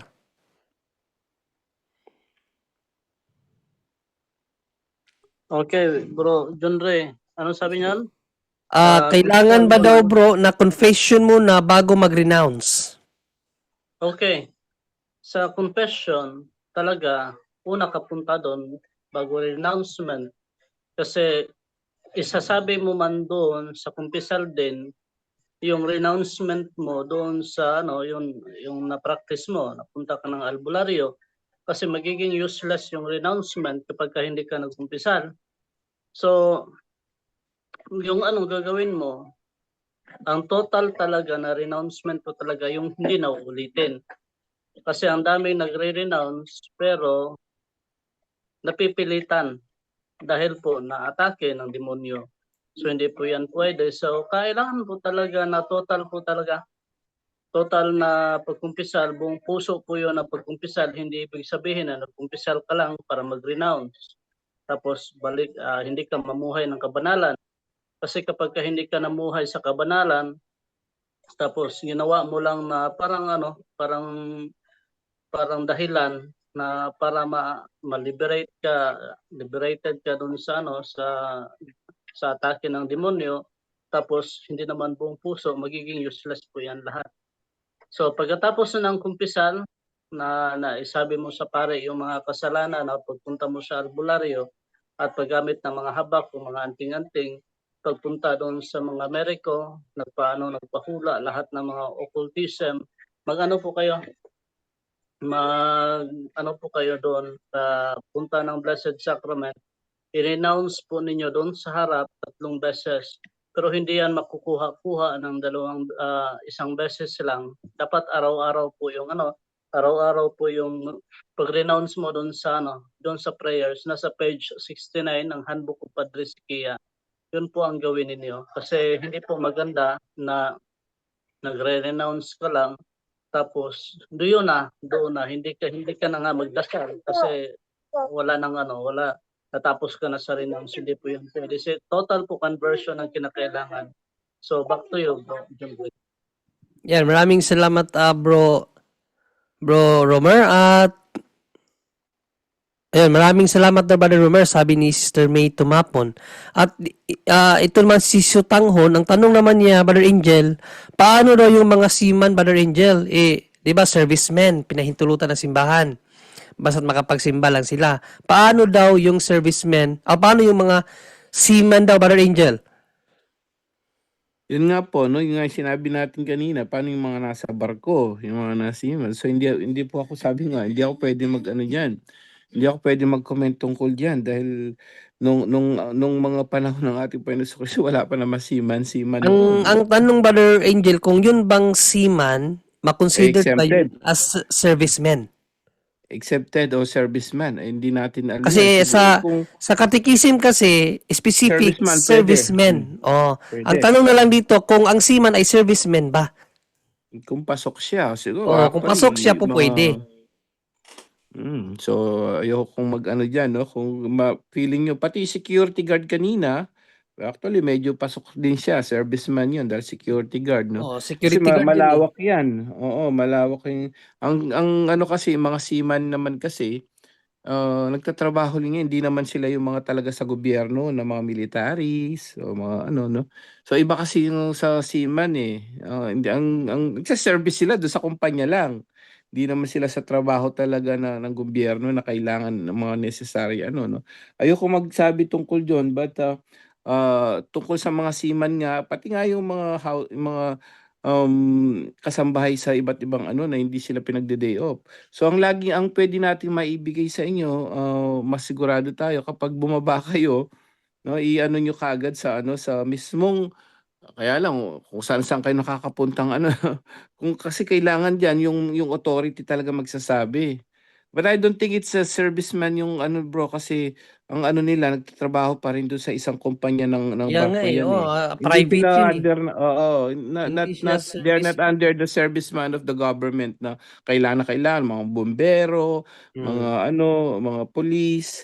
Hindi naman ganyan ang mga seaman, eh, Ulitin ko na lang kahit siguro, Brother Angel, no, para malinaw, no, sa mga, sabi hmm, dito, ulitin ko yung pagbasa, ito ay katikisim to ha, pakita ko na lang. My first serviceman. katikisim to mga kapatid, no, para, ayan, my first katikisim yan, at mayroon tong imprimatur galing sa ating obispo, no, galing sa ating obispo ang imprimatur nito.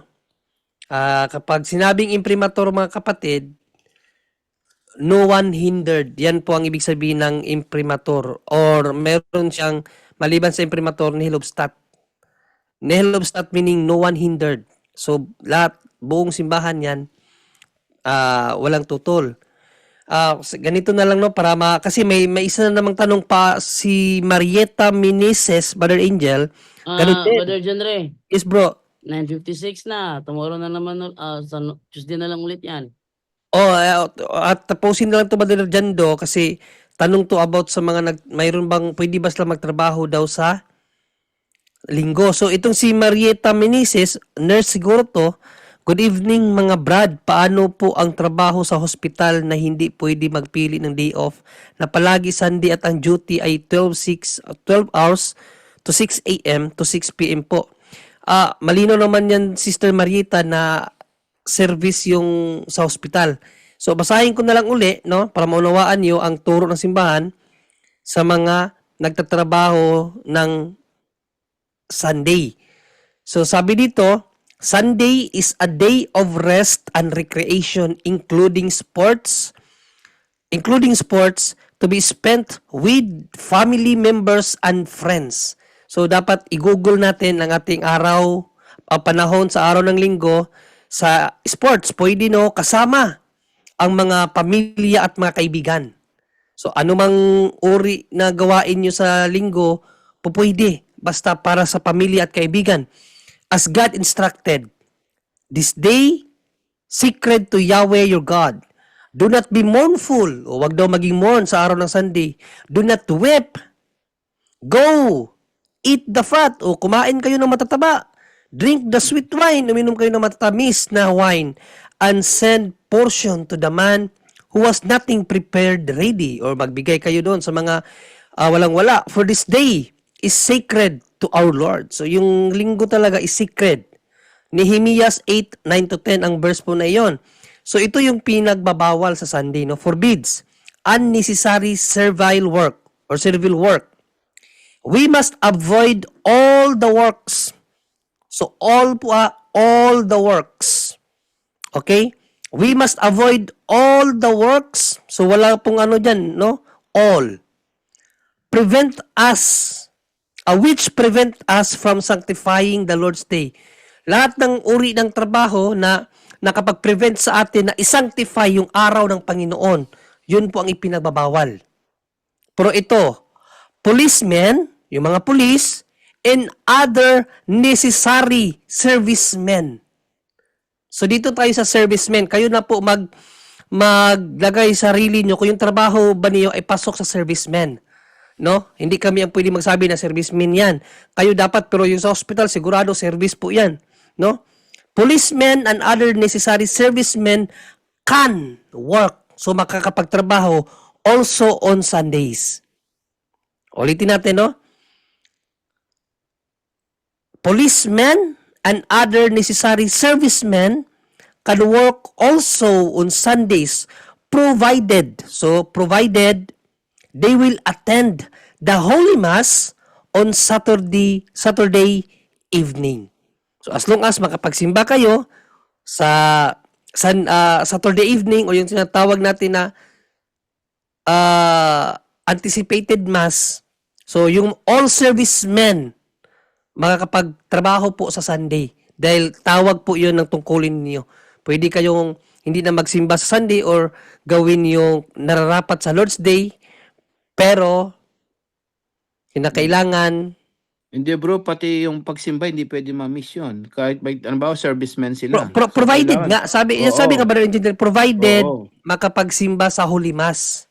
o limas, oo, Oh, makapagsimba pa kinakailangan rin talaga kayo. makapagsimba kayo. Kasi si sister, sabi niya, parang walang time pati pagsimba. Ay, delikado yun. Ay hindi pwedeng hindi kayo magsimba. Oo, Kinakailangan magsimba. mga Pinapayagan nga servicemen. kahit sa anticipated mass, at least makapagsimba kayo ng Holy Mass sa anticipated mass. Ito ay yan yung sinabi dito sa anticipated mass. How much more sa linggo? Either unang umaga ka man o sa hapon ka magsimba, as long as makapagsimba ka sa araw na linggo, yung mga servicemen pwedeng magtrabaho. Pero ang mga hindi servicemen, hindi po kayo pwedeng mag sa araw ng linggo po magtrabaho. Medyo ano talaga yan, marami ngayong magtatanong dyan na ano, hindi natin pwedeng dagdagan yan. Ngayon, sabi ko nga, pwede nating ano dyan, yung authority nyo. Ako, salamat sa Diyos, may pagkakataon ako doon sa bishop dito. Although ni-strict ko talaga yung ano ko dyan pagdating sa Diyos. Dahil wala na, ano pa bang mahalaga kundi ang utos ng Diyos kaysa utos ng tao. So, ako, sabi ko na, at may pagkakataon na ako natanong ko. So, kahit pagtrabaho siguro ako, pwede. Pero hanggat maaari, ako. Sabi ng bishop, yes, you can work. Pati yung pare, sa isang simbahan dito, tinanong ko rin yun, dalawa. Yes, you can work. Sabi niya gano'n, basta't magsimba ka. So, wala siya limit. Which is, sa Ten Commandments, the third commandment talaga, make Sabbath holy. And then sa katikisim natin, only servicemen. Yun ang sinasabi ni Jesus, ating Panginoon sa Kristo, na hindi bawal magpagaling, gumawa ng kabutihan. Hindi bawal magpagaling sa araw ng Sabat. So kaya binigyan ng justice yung mga pwede magtrabaho, yung mga ganun lang na kailangan ng service nila ng mga tao. No, yung mga pwedeng mag-ano sa mga magbantay sa mga tao, yan, magbantay sa mga may sakit na nurse. But still pa rin, meron pa rin magsisimba dapat. No, kailangan pag-aralan natin mabuti yan. Mahirap na kasi alam naman natin, no, mortal sin yan kapag hindi tayo nakapagsimba at kapag nilabag natin yan, that's the third commandments. Kaya dapat lahat ng tinuturo ng Diyos sa Biblia at simbahan, ako siniseryoso ko yun, seryosohin natin dahil kaligtasan ang nakasalalay dito po, Bro Junry. Yes, Brother Okay. Jando. Ayan, dahil alas 10 na po ng gabi, so pasalamat na po tayo ating unahin si, ayun. Sige, Ate Mary Joy. Okay, ate mo nang unahin si Brother Romer sa kanyang pasalamat. Brother Romer? Brother Brother Romer? Okay, so sa lahat po ng nanonood, unang-una po, akala po natin na hindi stricto yung teachings ng Katoliko kasi sabi ng iba sa born again, nagbago kami kasi stricto. Sa totoo lang, kung malaman ninyo yung katekism ng simbahan, halos na hindi mo na maisip ba na kaya ko ba to magampanan? Kasi ang daming turo ng simbahan na kapag hindi mo masunod, iwan ko lang kung saan ka talaga pupulutin. So ito po na kailangan po natin yung love po talaga sa simbahan. Kasi ang dami ngayon na nag-donate lang ng tiles, inaano lang yung pare na yung pare na yan, pinapakain lang namin tapos ganito ganyan magsalita. So hindi po kahit na mag-donate ka ng sandamakbak na tiles o pera sa simbahan, hindi yan nakakaligtas kapag hindi mo sinunod lahat. Yan ang palaging naririnig ko sa iba Kasi ang dami na daw nila na na-donate, mapapasok na sila sa langit. Yun ang sabi nila, hindi yan. Nasa yan. Yung katikisim natin, grabe ka stricto.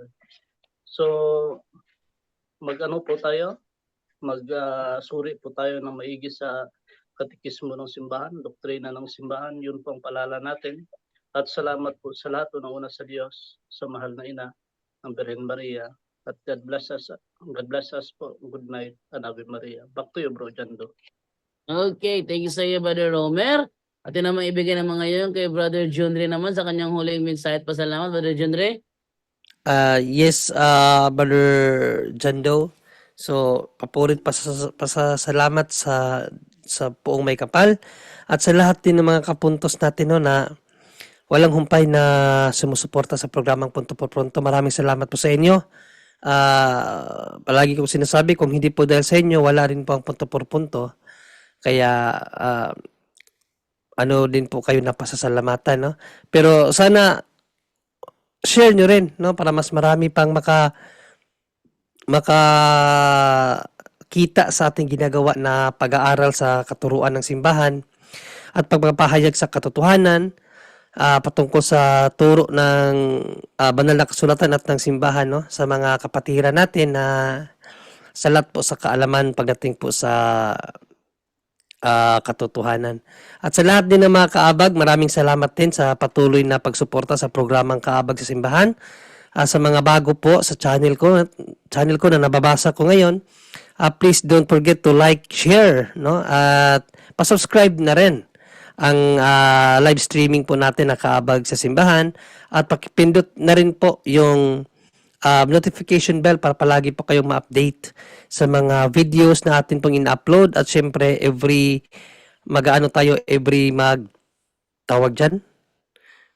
magla-live streaming tayo dito sa Kaabag sa Simbahan channel kasama ang Punto por Punto. So once and for all, maraming salamat and God bless all. Back to you, Barjando. Okay, ito na may bigyan mo ngayon kay Brother Wendell naman. Brother Wendell, uling insight, pasalamat. Okay, maraming salamat sa lahat at merong isang exorcist na may kaso sila sa Incubus. Yung Incubus, babae, dalaga, may kasintahan na inkanto, no? Dinala siya sa bahay ng naturang kasintahang inkanto daw, ayon sa exorcist, at nakita ng dalaga, wala umanong misa, walang kaldero, walang plato, walang upuan, walang higaan. Pero napakaganda ang bahay. Tinanong niya yon, bakit wala kayong upuan, wala kayong higaan, wala kayong kaldero? Ang sagot daw ng kaniyang kasintahang inkanto, wala kaming time kakain, wala kaming time matulog, wala kaming time maghain, wala kaming time uupo dahil nag-overtime kami ngayon para sa mga tao. Mga kapatid, full-time demons cannot be defeated by part-time Catholics. Maraming salamat po. Okay, so bago natin ibigay kay Brother Angel, ito muna tayo sa kay Brother Darwin. Brother Darwin, pasok.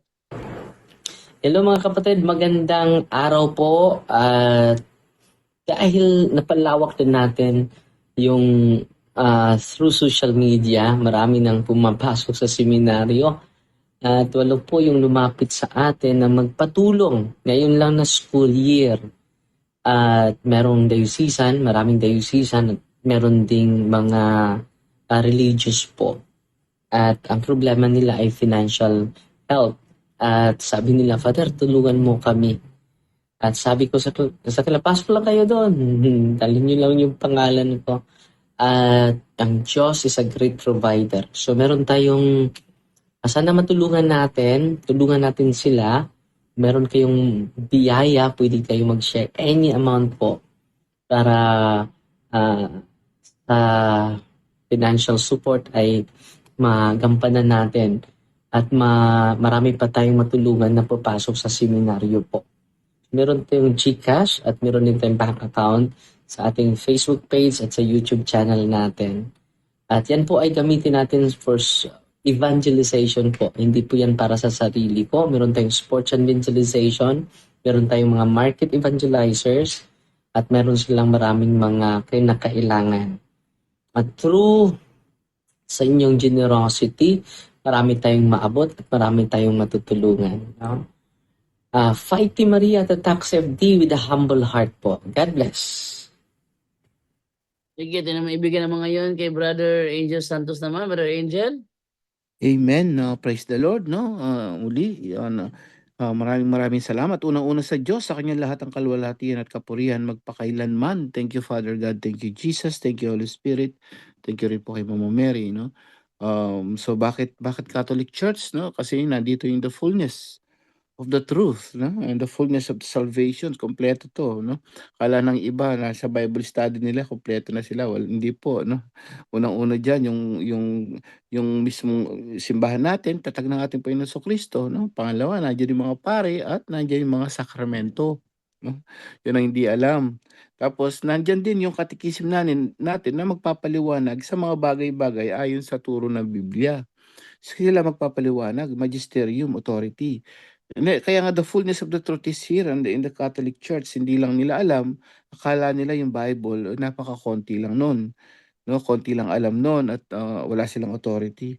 So paalala, bakit Catholic Church yun? The fullness of the truth. Kaya tama yung sabi ni Bro Romer, akala nila mas maigpit doon dahil nabago sila ron. Hindi, mali. Kulang na kulang po yun, no? Kulang-kulang dahil sa sakramento natin, wala sila nun. At yun talagang paliwanag ng tunay na simbahan.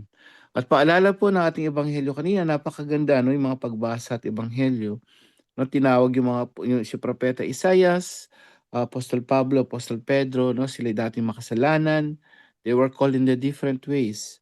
Pero pansinin nyo, isa lang ang style na nangyari. Sa kanila, isang beses lang sila tinawag. Tapos dire-diretso na yung paglilingkod nila hanggang kamatayan nila, sumunod sila. So sana tayo ngayon, nakarinig na tayo, pinapaalalahan tayo ng mga pagbasa at ebanghelyo. Pag tinawag ka na kapatid, dapat there's no point of no return na. Huwag ka nang bumalik sa dati, maglingkod ka na, diretso na. Ibigay mo na ang buong buhay mo sa Diyos para sa kaligtasan ng kaluluwa mo. Amen. Yun lang po. Naway marami tayong natutunan ngayong gabing ito. To God be the glory. Salamat po. Back to you, Bro Jando. And good night, everyone.